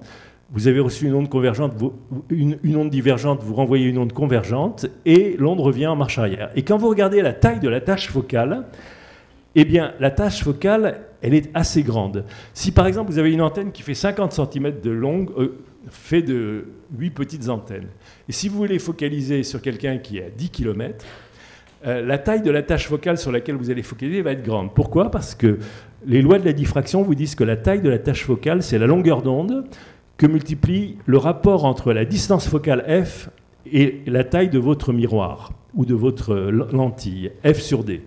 Si vous avez un rapport de 1000, vous créez une tâche focale à une distance de 1000 fois... vous créez une tâche focale qui fait 1000 longueurs d'onde, c'est une très grosse tâche focale. Mais maintenant, quand vous faites l'expérience, où vous avez une petite antenne qui émet un signal ici, quelques antennes qui écoutent, mais vous introduisez maintenant un milieu qui est le milieu multidiffuseur. Eh bien, vous avez une surprise tout à fait étonnante. C'est ce qu'on avait observé, et on a été étonné quand on a découvert ça au labo. Quand vous envoyez un petit signal, au lieu de passer dans un milieu libre, vous avez maintenant plein d'obstacles. Vous captez sur vos éléments tous les codes et vous les retournez temporellement. Et quand vous renvoyez ça, l'antenne a toujours la même taille que tout à l'heure. Mais qu'est-ce que vous constatez? C'est que la tâche focale est devenue 35 fois plus petite. Et vous avez soudain une tâche focale dont la dimension peut être très fine et qui est due à quoi? C'est dû au fait que quand vous envoyez une onde à travers un milieu diffuseur, plein d'obstacles, tout le milieu rabat une partie des ondes vers le miroir à retournement temporel, et quand vous renversez le temps, vous recréez des ondes qui repartent en marche arrière, mais maintenant c'est comme si c'est le milieu qui est devenu le miroir. C'est comme si le milieu devenait une lentille. Et si le milieu est très grand, à un très grand angle, eh bien f sur d devient très petit, et vous avez une tâche focale très très petite. Et donc, vous découvrez une chose intéressante, quand vous envoyez des ondes à travers un milieu qui est le pire des milieux, un milieu qui casse complètement les ondes, qui leur fait perdre toute cohérence, si vous les captez sur une série d'antennes, si vous retournez le temps, eh bien tout le milieu devient l'équivalent d'une super lentille qui refocalise très bien sur le point de départ. Et vous trouvez que la résolution que vous avez ne dépend plus de la taille du miroir, la résolution ne dépend que de la taille du milieu dans lequel les ondes se propagent. Et quand on a compris ça, on a à l'époque décidé de faire une petite expérience de télécommunication d'ondes ultrasonores dans de l'eau. On a pris 20 émetteurs, 5 récepteurs, et on s'est dit on va regarder, ça s'appelle du MIMO, multiple input, multiple output. Ici, il y a 20 antennes d'émission, 5 antennes de réception. Et on va introduire entre ces antennes ce milieu épouvantable. Et on va comparer ce qui se passe quand on envoie des informations de ces antennes vers celle-là, avec un milieu qui rend les codes aléatoires ou un milieu complètement simple, juste de l'eau qui est homogène. Et on va se mettre à envoyer des bits d'informations de chaque capteur. Et on va essayer d'apprendre à focaliser sur les 5 points qui sont là. Pour chaque point, on enregistre d'abord la famille des codes qu'on retourne temporellement, donc on refocalise sur ce point. Pour l'autre point, on fait la même chose, on enregistre le code. Après, on va superposer tous les codes, on va les émettre en même temps et on va leur rajouter des modulations, des bits d'information, plus 1, moins 1, plus 1, moins 1. Et on va faire de la modulation, par exemple, qui s'appelle BPSK, où on a 2 phases possibles. Et lorsqu'on envoie des bits d'information des 20 antennes d'émission vers les 5 antennes de réception, on compare, on n'a fait aucun codage spécifique, on a juste utilisé le retournement temporel, on regarde le taux d'erreur qu'on fait lorsque on regarde les 2000 bits qui arrivent sur chacune des 5 antennes. Il y a quasiment 0 erreur lorsqu'on a introduit le milieu multidiffuseur, alors que si on est dans un milieu homogène, il y a énormément d'erreurs parce que dans un milieu homogène, les tâches focales qu'on crée sont énormes et l'information qu'on envoie sur une antenne bave sur les autres antennes. Et on a des interférences entre ces informations. Et si on regarde de façon brute l'arrivée des données, on voit que la complexité du milieu est intéressante. Alors ça s'explique de la façon suivante. Dès qu'on a introduit un milieu multidiffuseur, on est capable de créer des tâches focales très fines. Vous vous rappelez, elles sont 35 fois plus fines que dans le cas de figure que s'il n'y a pas de milieu. La tâche focale normale a cette taille. Lorsqu'on a introduit un milieu multidiffuseur, la tâche focale est comme ça. Maintenant, la tâche focale est assez fine pour adresser chacune des 5 antennes qui étaient séparées les unes des autres, je crois, de 4 longueurs d'onde. Et on est capable de créer un motif spatial qui multiplexe dans l'espace 5 faisceaux, chacun contenant des bits d'information qui ne vont pas se mélanger avec les autres points. Et on commence à avoir une idée, c'est que si on est capable de créer suffisamment de tâches focales petites dans une certaine zone, on crée l'équivalent de canaux d'information indépendants les uns des autres et on peut envoyer de plus en plus d'informations. Et donc on se pose la question, quel est le débit maximal d'informations qu'on peut délivrer entre 2 jeux d'antennes? Vous avez 2 jeux d'antennes, c'est du MIMO, vous voulez savoir combien d'informations vous pouvez envoyer, échanger entre ces 2 jeux d'antennes. Et donc la question, c'est combien de canaux d'information indépendants peut-on créer à travers un milieu de propagation donné et pour un nombre fixé d'antennes, d'émission et de réception. Et là, on arrive à Shannon. Le théorème de Shannon, c'était pour un canal de transmission qui vous donnait la quantité maximum d'informations qu'on peut envoyer par seconde et par hertz. Et maintenant, on va regarder ce que devient la capacité de Shannon en MIMO. Et on va regarder une variante simple du MIMO, parce qu'il y a beaucoup de variantes. Imaginez que vous ayez beaucoup d'antennes ici, chacune numérotée de 1 à n, et ici vous avez les antennes de réception. Chaque point, quand il émet un signal bref, le point J reçoit un code, et vous avez donc des tas de codes. Vous avez une famille de codes que vous appelez les HJ de T, qui est une famille de codes très compliquée, qui représente l'aléatoire du milieu. Et ces codes, ce sont ce qu'on appelle les réponses impulsionnelles entre un point d'émission et un point de réception. Ces codes ont une allure très aléatoire quand le milieu est très aléatoire, et on peut, à partir de l'ensemble de ces codes, prendre une transformée de Fourier de toutes les fonctions du temps. Donc on va voir maintenant une matrice de nombres complexes. Pour chaque fréquence d'émission que vous allez émettre d'ici, vous allez regarder la répartition des amplitudes et des phases de la même fréquence que vous recevez là. Et vous recevez un tableau HIJ de oméga. HIJ de oméga, c'est une matrice habituellement aléatoire, qui est une matrice de nombres complexes. Et si maintenant vous émettez de l'ensemble de ces antennes un vecteur que j'appelle un vecteur d'émission E, c'est-à-dire c'est des amplitudes et des phases que vous allez mettre là, ça va être des bits d'information que vous allez émettre, vous pouvez prévoir ce que vous allez recevoir R, là, R, et il y a une écriture matricielle, R égale HE. Et maintenant, on peut calculer la capacité de Shannon en MIMO, et ça a été calculé par Covert, Thomas, Foschini, Moustakas, il y a eu beaucoup de gens qui ont travaillé là-dessus, et on découvre qu'il y a une capacité de Shannon qui, au lieu d'être le log de 1 plus S sur N, maintenant la matrice H de transfert joue un rôle. C'est une matrice aléatoire pour une fréquence donnée, et on découvre que ce qui va remplacer, il y a toujours le rapport signal sur bruit, mais il y a maintenant une matrice qui apparaît, qui est d'une part la matrice H, que multiplie H conjugué transpose. Ok, pourquoi pas. Et on se dit, on a ça. Mais quand on est amateur de retournement temporel, cette matrice elle a un sens physique important qui est le suivant. Cette matrice H transpose conjugué, elle vous décrit ce qu'on appelle un ping-pong à retournement temporel. Imaginez que vous avez un réseau d'antennes, que vous émettez un vecteur E, donc c'est des signaux avec des amplitudes et des phases à une fréquence. Par exemple, je travaille à une fréquence. Vous regardez ce que ce réseau reçoit. il reçoit la matrice HE. Et vous imaginez maintenant que tous les signaux qui ont été reçus sont retournés temporellement et réémis. Quand on retourne temporellement un signal qui n'a qu'une fréquence, parce que H, c'est la transformée de Fourier à une fréquence, c'est comme si on conjuguait la phase. C'est-à-dire vous renvoyez H conjugué, E conjugué. Et donc ce réseau maintenant devient émetteur, envoie H conjugué, E conjugué. L'onde repasse, toutes les ondes repassent en sens inverse, et donc on passe à travers la matrice H transpose. La réciprocité spatiale vous donne ça. Et donc ce que vous recevez là, c'est H conjugué, E conjugué, que multiplie H transpose. Et puis si maintenant vous le retournez temporellement une fois, pour faire un ping-pong à retournement temporel, j'envoie un signal, hop, je l'enregistre, je le retourne, je le renvoie, hop, je le retourne, je le renvoie, hop, et je regarde ce qui se passe si je fais plein de retournements temporels. Et quand vous faites ça, cette matrice que vous décrivez, qui est cet opérateur, s'appelle, nous on l'appelle l'opérateur de retournement temporel. Cet opérateur a des invariants.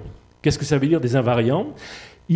Quelle que soit la complexité du milieu qui est là, il y a des formes, quand vous les envoyez, ces formes, quand elles cognent, quand elles arrivent là, quand vous les retournez temporellement et qu'elles reviennent, elles redeviennent les mêmes. Et les invariants, ce sont des formes qui, à travers un ping-pong à retournement temporel, restent toujours les mêmes. Et ces invariants, c'est la même chose un peu que les modes d'un système ondulatoire. Et votre problème, c'est de compter combien d'invariants vous pouvez avoir dans un tel système. Quand vous avez mis 20 antennes ici, 15 là, et que vous avez un milieu d'une certaine complexité, vous vous demandez combien d'invariants je suis capable d'envoyer. Ces invariants sont orthogonaux entre eux, parce que cette matrice est hermitienne à cause de la réciprocité spatiale, et donc la quantité d'informations va dépendre du nombre de canaux, du nombre de modes que vous pouvez envoyer dans le milieu. Et pour faire ça, il faut diagonaliser. Pour compter le nombre d'invariants, en fait, qu'est-ce que c'est? Le nombre d'invariants, vous prenez votre matrice, vous la diagonalisez, vous essayez et vous regardez les valeurs propres de cette matrice. Et les vecteurs propres sont les invariants, ce sont les formes à émettre pour que ça fasse des invariants. Et si vous regardez bien, vous trouvez que la capacité, en fait, au sens de Shannon, devient la somme sur toutes les valeurs propres significatives de votre matrice, et c'est donc sur tous les modes, et vous pouvez montrer que dans ce cas-là, vous pouvez augmenter très fort la capacité. Vous allez créer n canaux indépendants qui sont en fait le nombre d'invariants qui ont des poids significatifs. Et ce qui est intéressant, c'est que, et ça va vous dire de combien va augmenter la capacité que vous allez pouvoir envoyer. Et si vous comparez, par exemple, dans une expérience qu'on fait avec des ultrasons dans l'eau, ce qui se passe quand vous avez, par exemple, 40 antennes d'un côté et 40 de l'autre, si vous envoyez ça à travers de l'eau, dans un milieu homogène sans obstacle, si vous vous amusez à regarder pour chaque fréquence combien il y a de valeurs propres, ici, il y en a que 6. C'est-à-dire même si vous avez 40 antennes de chaque côté, vous ne pouvez envoyer que 6 modes indépendants. Et donc la quantité d'informations que vous allez pouvoir envoyer, elle ne va augmenter que comme 6. Mais par contre, si vous introduisez un milieu diffusant, alors là, vous passez à 34, dans ce cas, valeurs propres significatives. Et donc vous êtes capable de fabriquer 34 canaux d'information. Et en fait, le nombre de valeurs propres significatives de la matrice de retournement temporel, c'est en gros le nombre de tâches focales indépendantes qu'on peut créer sur les réseaux de réception. Vous vous rappelez, quand vous avez des antennes qui occupent une certaine taille, quand vous voulez toutes les utiliser collectivement pour focaliser quelque part, vous regardez la taille des tâches focales que vous pouvez faire. Et chaque tâche focale doit être indépendante de l'autre, et vous devez compter combien vous pouvez en créer. Vous en créez beaucoup plus quand le milieu est complexe, et la complexité est un atout. Donc, une fois que vous avez vu ça, cette même idée, on peut l'utiliser à travers des milieux que j'appelle multidiffuseurs réverbérants, mais on peut l'utiliser aussi à travers d'autres milieux. Un milieu, une salle, où il n'y a pas d'obstacle, mais où il y a juste des bords réverbérants, c'est aussi un milieu très intéressant pour faire du retournement temporel. Et en fait, les premières belles manips de télécommunication par retournement temporel, elles ont été faites dans la mer. Elles ont été faites en acoustique sous-marine. Ici, vous prenez un réseau où il y a 29 antennes que vous allez plonger au large de l'île d'Elbe. Et ce réseau, vous allez l'utiliser en mode retournement temporel. Et lorsque vous avez, par exemple, 100 mètres de profondeur d'eau, vous savez que quand vous émettez un signal d'une certaine profondeur, à une certaine profondeur, si vous avez des antennes qui écoutent ce signal, en fait, ici, l'échelle n'est pas respectée, il y a 10 km de distance là, et 100 mètres de haut là. Et vous allez écouter ce qui se passe. Quand vous émettez sur une antenne un signal bref, vous émettez ce signal. C'est un signal acoustique. Maintenant, à 10 km, vous écoutez sur une antenne le signal que vous recevez. Ça, c'est dû à la réverbération. C'est toutes les réflexions multiples sur les bords. Donc, vous recevez un code temporel. Maintenant, vous prenez ce code, vous le retournez temporellement, physiquement, vous l'émettez. Et maintenant, vous écoutez ce qui revient sur le point de départ. Vous retrouvez le signal de départ, comme tout à l'heure. Sauf que ici, je suis passé à travers un guide d'onde qui est la mer, et avec ses formes. Et quand vous avez trouvé ces codes, vous pouvez aussi regarder sur quelle taille ils focalisent. Et ici, vous pouvez regarder, par exemple, ici, on a une antenne qui a 10 km de distance, et la tâche focale qu'on fait, elle fait 30 cm, c'est-à-dire on ne refocalise le son que sur 30 cm de haut. On avait une longueur d'onde de 50 cm, 30 cm c'est la demi-longueur d'onde, et pourtant l'antenne est à 10 km de distance. Et on a un nombre, mais on profite de la réverbération pour paraître beaucoup plus grand. Et donc les gens ont commencé à utiliser ça pour faire de la télécommunication sous-marine. Et pour faire de la télécommunication sous-marine, le principe est simple. On a un petit véhicule qui envoie un clic, on le reçoit à 10 km ou à 100 km de distance, on retourne temporellement, ça vous refait un clic, et après on convolue par le code. Et ici, uniquement ce sous-marin reçoit cette information. Et aujourd'hui, par exemple, il y a des systèmes qui marchent sur 2-3 000 km de distance dans le Pacifique, que les Japonais ont mis au point, qui font de la télécommunication sous-marine à très très grande distance, mais avec des très bons débits d'information. Parce que quelque part, c'est un filtre spatio-temporel adapté au canal. Évidemment, il faut que les conditions aux limites ne changent pas trop vite. On apprend le code et pendant un certain temps, ça résiste. Maintenant, un autre exemple. Ce même principe peut servir à autre chose qu'à faire de la communication. Il peut servir à faire de la localisation. Imaginez cette manip très simple. J'ai une petite cavité fermée, mais qui est chaotique de géométrie. Et je vais créer une petite onde à un endroit de la cavité. Paf. Et je la reçois sur un autre capteur. Ici, je donne un petit coup de marteau au point A, et au point B, je regarde j'écoute le signal que je reçois. Je n'ai qu'une antenne maintenant. Je n'ai pas 25 antennes, j'en ai qu'une. J'envoie un code très bref. Ici, je capte un code très long. Et ce code très très long dure un temps très important, 30 millisecondes comparé à une microseconde. Et je vais extraire de ce code juste une certaine durée. Cette durée s'appelle le temps de Heisenberg de la cavité. C'est le temps où tous les modes qui existent dans la cavité, lorsque je fais une analyse de Fourier, je suis capable de séparer toutes les fréquences des modes. Si vous prenez ce code qui dure 2000 microsecondes, vous l'avez, et maintenant vous pouvez le retourner temporellement, et vous le renvoyez. Et si vous faites ça, vous voyez qu'en émettant du point B un code qui est ce code très compliqué, si vous regardez ce qui lui arrive quand il se repropage alors qu'il est venu du point A, vous pouvez voir un petit film, bon, je ne sais pas si vous allez le voir, mais non, vous n'allez pas le voir, tant pis, mais qui refocalise au point de départ. Et de ça, on a fait une méthode très intéressante pour transformer des objets quelconques en des objets tactiles. Par exemple, vous avez une table, vous voulez que chaque fois que vous tapez un endroit, vous tapez une lettre A, B, C, D. Ben, pour ça, c'est très simple. Il suffit de taper au point A avec votre doigt, vous enregistrez avec un unique capteur un code, ce code est la mémoire du point A à travers la cavité, et puis vous pouvez évidemment retourner ce code pour le refocaliser au point A, mais ça c'est pas très intéressant. Ce que vous faites, c'est que vous apprenez une banque de codes, vous tapez sur tous les points A, A, B, C. Quand vous avez cette banque de codes, ben, vous revenez 2 jours après, vous tapez au point B, et vous faites des corrélations par ces codes, et vous retrouvez où vous êtes. Et en faisant ça, vous pouvez... Alors là, je vois que j'ai aujourd'hui un petit problème. Mes films ne vont pas marcher, malheureusement. En fait, il y a un film où on voit qu'en glissant son doigt, on repère exactement la position par le bruit que votre doigt fait une fois qu'on a appris un certain nombre des codes, on peut par interpolation retrouver les trajectoires. Et ça marche très bien. Par exemple, on peut dans une pièce suivre les trajectoires de toutes les personnes du moment qu'on a appris avec un petit sismomètre les réponses de chacun des points dans la pièce. Quand quelqu'un se balade, on le suit et ça a pas mal d'applications. Bon. Maintenant, je reviens en télécommunication micro-ondes. Ça, c'était de l'acoustique. Tout ce que j'ai dit peut se faire évidemment dans le domaine des micro-ondes. La seule chose, c'est que le retournement temporel, ça coûte plus cher à mettre en œuvre, parce que là, il faut travailler avec des fréquences d'échantillonnage des signaux qui sont autour de quelques gigahertz, donc des fréquences d'échantillonnage de 10 gigahertz par exemple.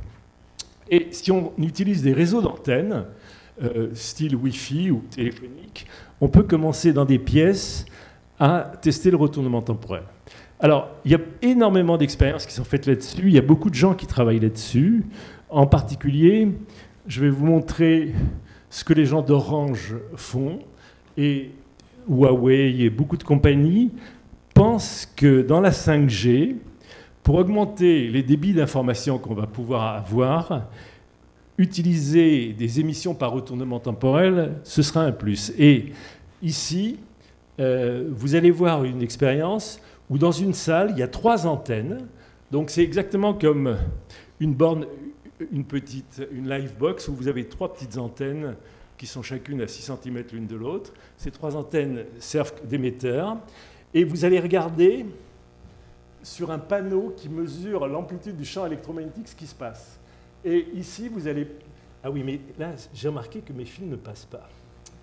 Ouais, alors bon, j'ai un petit problème, mes fils ne passent pas. C'est dommage, parce que j'avais un film où on balade une antenne et on voit que cette petite antenne, en même temps qu'elle se balade, on voit qu'automatiquement, le miroir à retournement temporel focalise l'énergie uniquement là-dessus.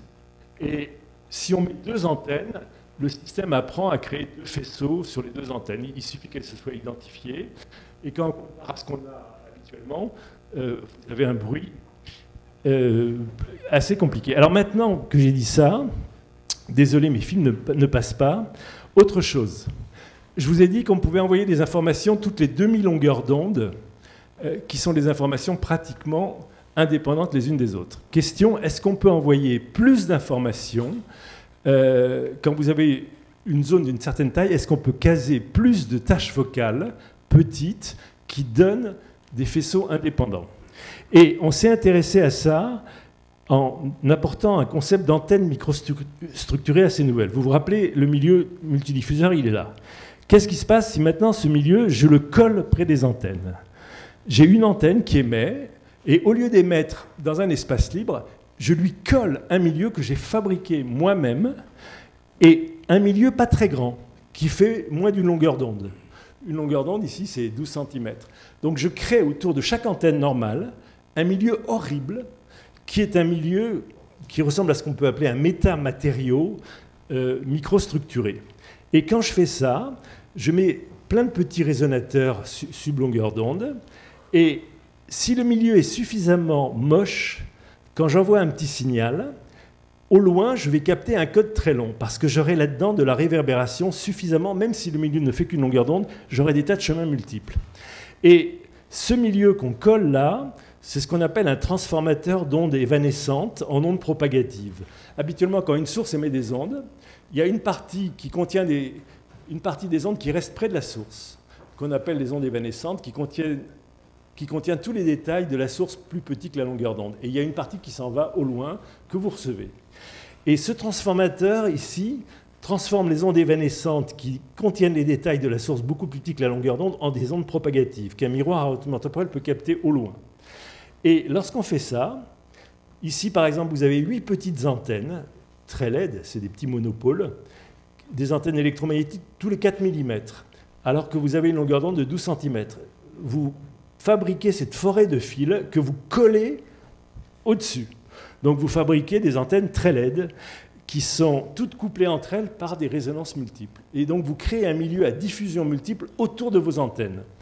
Et quand une antenne émet un petit signal, lorsqu'elle est noyée au milieu de ces fils, au loin, à plusieurs dizaines de mètres, vous captez un code. Et quand vous retournez temporellement ces codes, ils reviennent vers le point de départ, mais maintenant, quand vous regardez la taille de la tâche focale, c'est plus lambda sur 2, c'est lambda sur 30, ici. Parce que vous avez créé un milieu microstructuré qui a des modes évanescents qui sont ralentis par rapport à la vitesse de la lumière. Et en créant ça, vous êtes capable de créer des antennes sur lesquelles vous pouvez focaliser sur des tâches focales de l'ordre de lambda sur 30. Et si vous avez un fil juste à côté, à 4 mm, vous créez une autre tâche focale. Et vous pouvez créer une matrice de transfert H conjugué transpose, beaucoup plus complexe, parce que vos antennes maintenant ont été noyées dans une microstructure résonante. Et vous complexifiez le milieu. Et en faisant ça, d'un coup, vous pouvez envoyer beaucoup plus d'informations, parce que vous pouvez envoyer des informations maintenant indépendantes tous les 4 mm au lieu de tous les 6 cm. Et on a poussé ça, on fabrique des antennes avec des petits résonateurs couplés, qui sont des antennes toutes couplées les unes aux autres, qui fait que chaque antenne, quand elle reçoit l'information, ne la reçoit pas de façon indépendante, toutes les autres y participent. Et apparemment, on a l'impression qu'on a tout complexifié, mais pas du tout. Si vous utilisez le mode retournement temporel, vous augmentez le débit d'information. Donc on travaille beaucoup là-dessus, et je vais terminer maintenant sur un autre codage. Donc première idée, si vous avez un milieu assez compliqué, le retournement temporel vous permet d'envoyer pas mal d'informations, parce que vous pouvez envoyer des tâches focales indépendantes les unes des autres. Mais si vous voulez augmenter le nombre de tâches focales indépendantes, vous pouvez créer des antennes microstructurées qui permettent d'avoir une matrice HH bar beaucoup plus compliquée, avec plus de canaux. Maintenant, si vous n'avez pas ces antennes microstructurées et si vous n'avez pas de retournement temporel, est-ce que vous pouvez améliorer la communication dans une pièce entre une lightbox et un ordinateur, ou entre votre smartphone et une antenne relais qui est à 500 mètres de la pièce?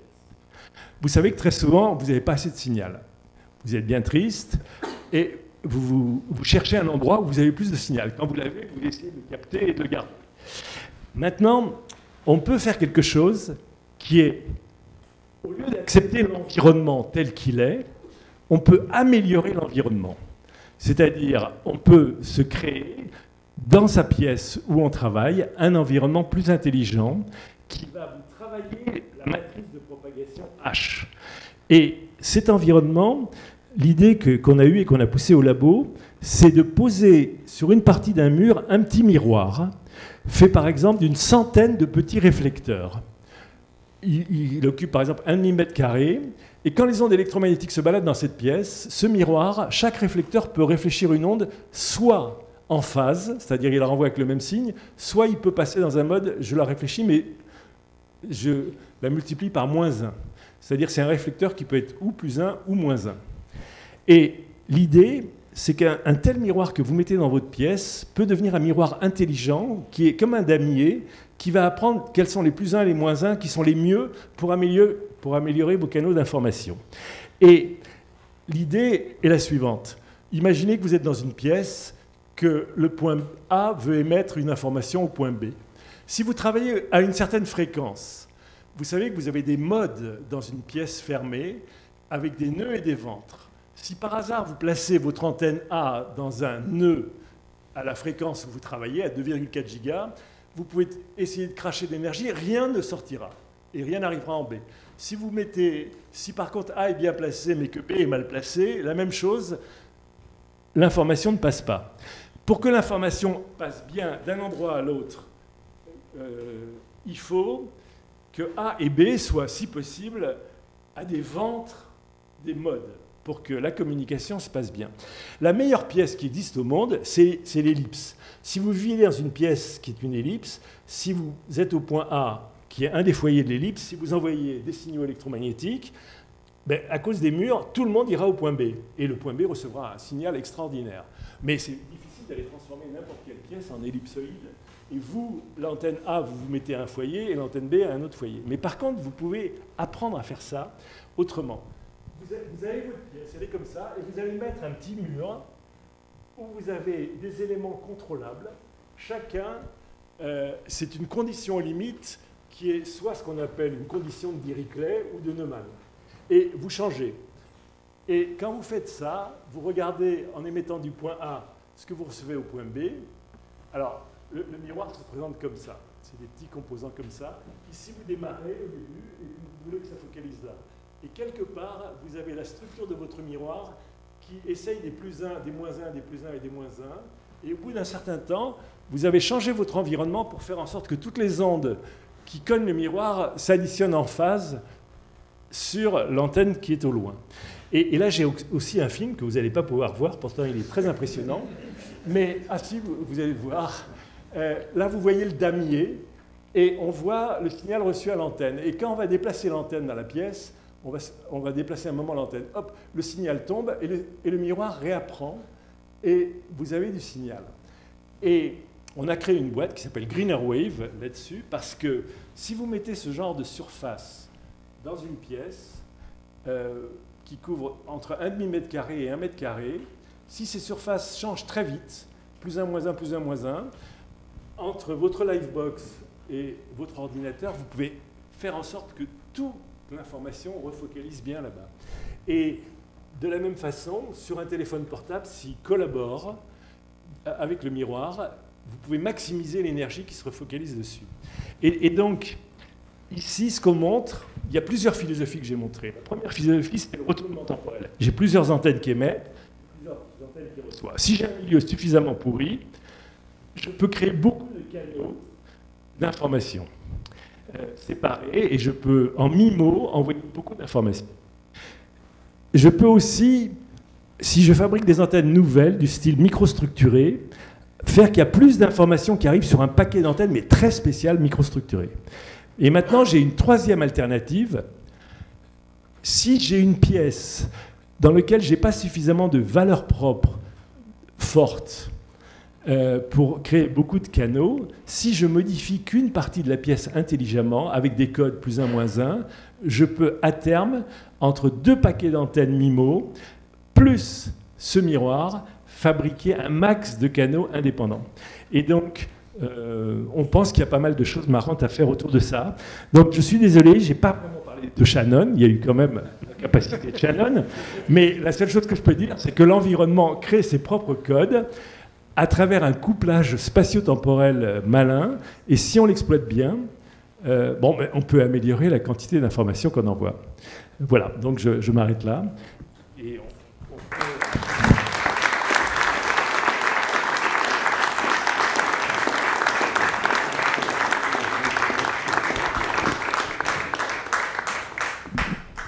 Je vais laisser un micro pour les deux orateurs, et si déjà vous avez des questions, je ferai passer le... Alors, juste une précision, deux précisions en fait. Déjà, la conférence a été filmée, c'est pour... Oui, a été filmée et il n'y a pas d'accident. C'est pour ça que j'ai demandé à ce que le micro soit pris. Et pour les questions, si elles peuvent être brèves, ça serait idéal. Merci beaucoup. Oui, c'était à la fois très amusant et très instructif. Bon. Ma question, c'est les travaux mathématiques de Villani sur des plasmas où on envoie un micro-onde, on envoie une onde micro-onde, et après ça, on regarde l'amortissement. Il paraît que ça se fait sans augmentation de l'entropie, et puis on attend 3 secondes, et puis pouf, il y a une onde fantôme qui revient. Est-ce que ça a un rapport avec ce que vous nous avez expliqué ? Pas vraiment. Quoi ? Parce que je crois que c'est des régimes non linéaires. Ici, tout ce que j'ai expliqué se passe en régime purement linéaire. Je n'utilise que des matrices. C'est une physique simple, en fait. Elle n'est complexe que parce que le milieu de propagation est complexe, mais c'est une physique complètement linéaire. Et il y a des tas de phénomènes marrants qui apparaissent quand il y a de la non-linéarité, mais ici, j'en ai pas montré. Et... Moi, je vais poser une question. Combien de calculs est-ce qu'il faut faire pour reconstruire tous ces signaux? C'est-à-dire, sans la loi de Moore, où est-ce qu'on serait avec ce... C'est vraiment beaucoup, n'est-ce pas? Non, mais en fait, l'astuce du retournement temporel, c'est qu'il n'y a aucun calcul.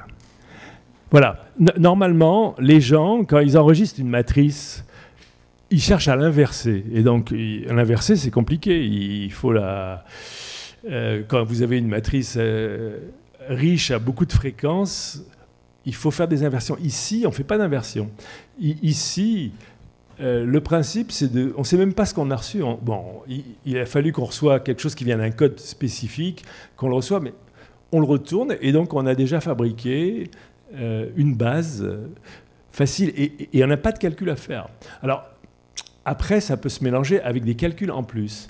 Et on peut faire, par exemple, du retournement temporel OFDM dans des bandes de fréquences, où on rajoute des transformés de Fourier, des choses comme ça, mais normalement, c'est quelque chose qui demande beaucoup moins de calculs. C'est un espèce d'égalisateur naturel de la propagation qui se fait juste à travers cette opération.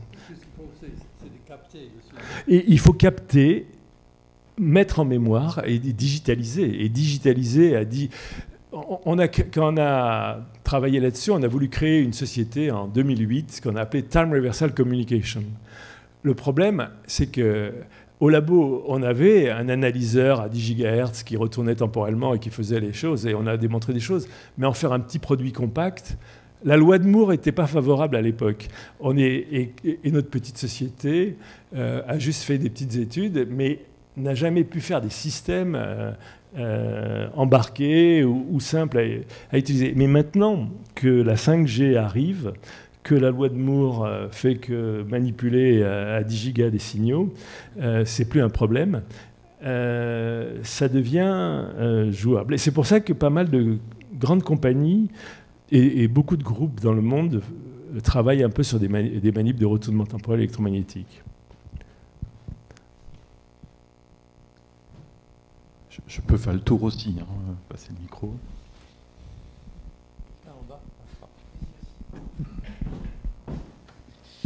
Alors, j'ai une petite question par rapport au nombre de tâches focales qu'on pourrait espérer à un moment donné. Ça serait jamais supérieur au maximum d'antennes d'émission et de réception, j'imagine. Oui, il y a la taille de la tâche focale. La taille de la tâche focale, au mieux, si on n'a pas d'antenne microstructurée, c'est lambda sur 2. Bon, donc si vous mettez par exemple en réception 8 antennes distantes les unes des autres de lambda sur 2, vous pouvez essayer, en exploitant la complexité de la pièce, si elle réverbère assez, avec un petit nombre d'antennes de l'ordre de 8 par exemple à l'émission, créer des canaux complètement indépendants. Même avec moins d'antennes, c'est même possible aussi. Maintenant, tout dépend de la complexité de l'environnement. Et maintenant, quand vous voulez augmenter le nombre de canaux individuels, alors là, vous pouvez inventer des nouvelles antennes que nous, on appelle les antennes microstructurées, qui, elles, se couplent toutes les unes et les autres.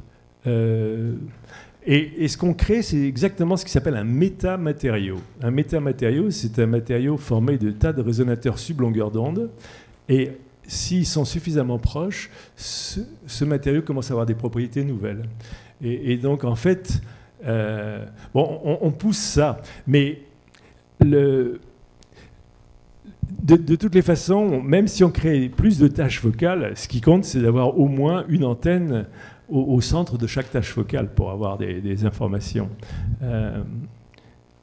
Mais on peut, dans un volume donné, concentrer plus de petites tâches focales si on microstructure le volume. C'est-à-dire, au lieu d'être juste du vide ou de l'air, si le milieu devient un métamatériau qui ralentit la vitesse des ondes dedans parce que ça devient comme une espèce de cristal de petits résonateurs, à l'intérieur, si chaque résonateur est en même temps une antenne, on peut attaquer plus de points de façon indépendante les uns des autres.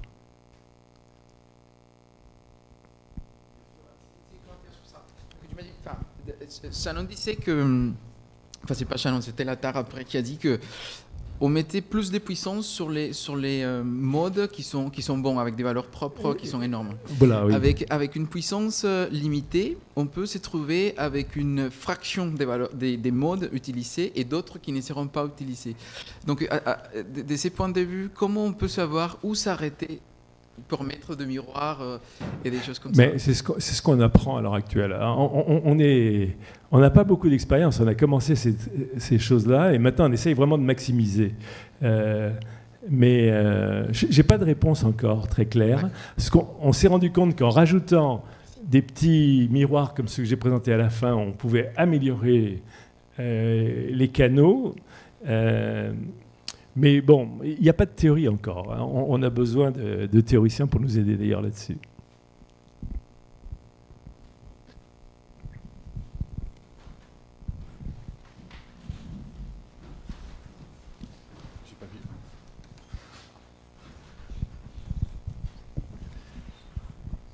Donc, j'ai compris le principe du retournement temporel. Donc, à partir d'un point A, en fait, on peut faire revenir sur le point A. Mais en télécommunication, en fait, on a besoin de transmettre d'un point A à un point B. Donc, j'ai un peu du mal à voir comment on applique, en fait. Ça se fait en deux temps. Hein. Il y a une phase d'apprentissage. Et après, une fois que les choses sont apprises, on se met à envoyer les informations. Mais comme il y a réciprocité spatiale, quand vous avez appris la meilleure façon d'émettre du point B vers le point A, c'est aussi la meilleure façon d'émettre du point A vers le point B. Donc, à vous de choisir un scénario. Mais il faut qu'il y ait une connivence entre les antennes pour que ça puisse marcher. Hein. On ne peut pas exploiter le retournement temporel si on ne s'est pas identifié d'abord. Mais après, une fois qu'on est identifié, on peut envoyer pendant un certain temps un gros débit d'informations sur la personne identifiée.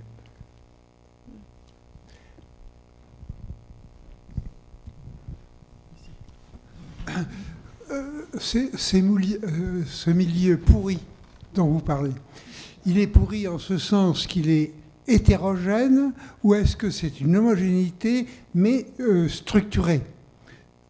Voilà, si vous pouvez le préciser. En fait, c'est tout ce qu'on étudie dans notre labo. Qu'est-ce que c'est qu'un milieu complexe? Quels sont les milieux complexes les plus intéressants pour augmenter le plus la capacité de Shannon et là, il y a d'une part les environnements. Un environnement comme ça, le gros, c'est de l'air, mais c'est sur les bords. Donc on est plus dans un régime de cavité. Mais sauf que les bords de la cavité ne sont pas lisses. Il y a tous ces obstacles. On regarde pour un environnement comme ça, entre un réseau d'antennes là et un réseau là-bas, combien de canaux indépendants on peut fabriquer. Maintenant, les milieux les mieux sont les milieux les plus diffus. Une forêt d'arbres électromagnétiques, c'est génial parce que ça vous fabrique une vraie matrice aléatoire entre l'émission et la réception. Et quand la matrice est aléatoire et si vous n'avez pas de perte d'énergie, vous démontez que c'est là que vous avez le plus de canaux indépendants. Et en fait, maintenant, la vraie vie fait qu'il y a de la dissipation. Une partie de l'énergie est absorbée dès qu'il y a des métaux. Il y a un certain nombre de choses qui luttent contre ça. Et d'autre part, le fait que vos deux réseaux d'émission et de réception ne couvrent pas beaucoup d'espace. Et donc, quelque part, vous n'avez pas une grande diversité spatiale, mais vous pouvez quand même gagner beaucoup. Et alors, ce que nous, on a fait à un moment, c'est qu'on s'est rendu compte que, vu qu'un environnement n'était pas toujours le meilleur, d'une part, on a pensé à se créer son environnement compliqué près des antennes, c'est les antennes microstructurées, et ça paraît intéressant, mais il y a encore beaucoup de boulot là-dessus. Et l'autre idée, c'est de se dire, mais à l'échelle d'une grande pièce, on va mettre un petit miroir qui va modifier aussi l'environnement. Donc, on a deux façons d'essayer d'augmenter le nombre de canaux, soit par ce qu'on met près des antennes, soit à une certaine distance pour créer des chemins qui n'existeraient pas autrement et qui vont rendre la matrice plus aléatoire, quelque part.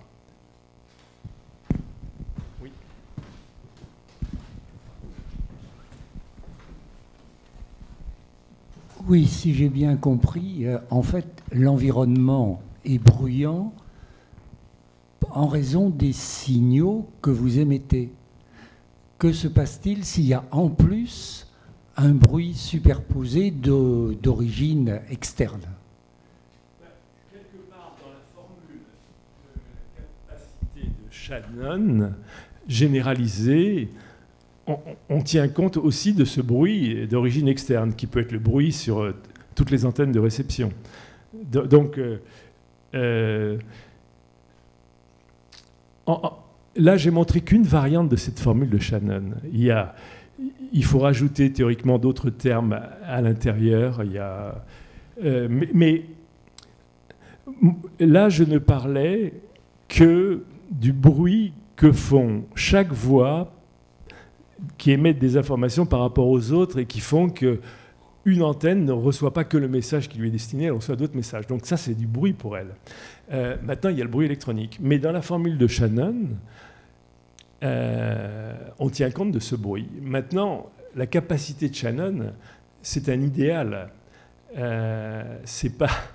Et pour exploiter, pour atteindre cet idéal, il faut... Quand il y a beaucoup de bruit, il faut rajouter des codages supplémentaires. On ne peut pas faire uniquement qu'un codage par l'environnement. Là, il faut rajouter des turbocodes et autre chose. Donc, nous, tout ce qui est fait de façon standard reste utile. Nous, on exploite juste la diversité spatiale quand on a plusieurs antennes d'émission et de réception. Mais suivant le niveau de bruit et le type de bruit qu'il y a, différents types de codes sont aussi nécessaires. Alors, j'aurais moi une question sur plutôt la partie code qu'on a vue au début. Et en gros, quelles sont les perspectives, qui restent à défricher dans les travaux de Shannon? Parce qu'on a parlé de différents codes, on arrive jusqu'au turbocode. Quels sont les grands enjeux aujourd'hui? Les grands enjeux. Ce n'est pas le canal habituel, parce que ça a été très, très bien étudié. Effectivement, on a réussi déjà. Alors je crois que, comme les exemples ici, quand il y a de multiples canaux, tout ça, il y a beaucoup de choses encore à faire. C'est pas fini du tout. Moi, j'ai abandonné il y a 10 ans. Je ne suis pas vraiment au courant de où ils sont, mais je crois qu'il y a beaucoup de questions de codage quand il y a des canaux, en général, plusieurs canaux. Oui. Et toujours, on essaie de réduire à un certain moment. Je vais vous dire, à quelle époque? C'était en 78, quelqu'un m'a prononcé, un ingénieur qui avait son doctorat dans le codage, m'a expliqué qu'on avait inventé tous les codes nécessaires, déjà. C'était 78. Hein. Mais il y a toujours une frontière, il y a d'autres problèmes avec ça. Moi, j'ai besoin d'une invention. Il faut toujours courir pour donner un micro à quelqu'un. Moi, j'étais en train d'inventer, j'ai déjà inventé, mais je crois qu'on pourrait, avec des miroirs ici, acoustiques, n'est-ce pas? Ce miroir qu'on fabrique pour les ondes électromagnétiques, on en fait une version. Je travaille un peu à l'université de Hong Kong, qui s'appelle HCUST. Et là-bas, ils sont très très forts en acoustique. Et on essaye de faire un petit mur acoustique qui change ses impédances acoustiques partout. Et l'idée, c'est que quand vous parlez, ce que vous dites, si le milieu se déforme, ne va qu'à une personne dans la pièce qui a été choisie. Et ça, pour des gens comme moi qui sont un petit peu sourds, quand ils ont besoin d'écouter pas mal de personnes qui parlent, ce serait très, très utile. Le problème, c'est que pour fabriquer ce genre de mur intelligent pour les ondes acoustiques, notre mur, il marche bien dans une bande passante assez limitée. Et quand même, quand vous parlez, si vous êtes un soprano, la bande passante est telle qu'il faudrait en fait des murs dans différentes gammes de fréquences. Mais on peut imaginer, à terme, c'est plus compliqué à faire en acoustique qu'en électromagnétisme, parce qu'en électromagnétisme, en fait, c'est juste dire, on fait une surface dont l'impédance électromagnétique varie localement. Donc, vous essayez d'imaginer comment vous pouvez, toutes les demi-longueurs d'onde, c'est-à-dire par exemple toutes les 6 cm, avoir une surface qui a une impédance électromagnétique qui change. Et donc, c'est facile, vous pouvez avoir une petite capacité variable qui commande, et vous pouvez changer votre mur. faire ça pour les ondes acoustiques, c'est pas évident. Ça veut dire que quand une onde arrive sur un mur, il faut qu'elle soit renvoyée en phase, soit renvoyée en opposition de phase. Ça veut dire quoi? Que le mur est localement soit très dur, soit très mou. Et donc il faut arriver à faire des murs qui puissent passer de mou à dur rapidement. Mais bon, on y arrivera peut-être, quoi. Et ça pourrait être bien pour qu'une personne qu'on cible, quand elle parle, au moins on l'entende très bien. Parce que le mur s'arrangerait, mais il faut qu'il y ait un feedback, quelque part. Oui. Bien, mais écoutez, sur ces mots, il est l'heure de conclure. Et un grand merci encore à nos deux intervenants.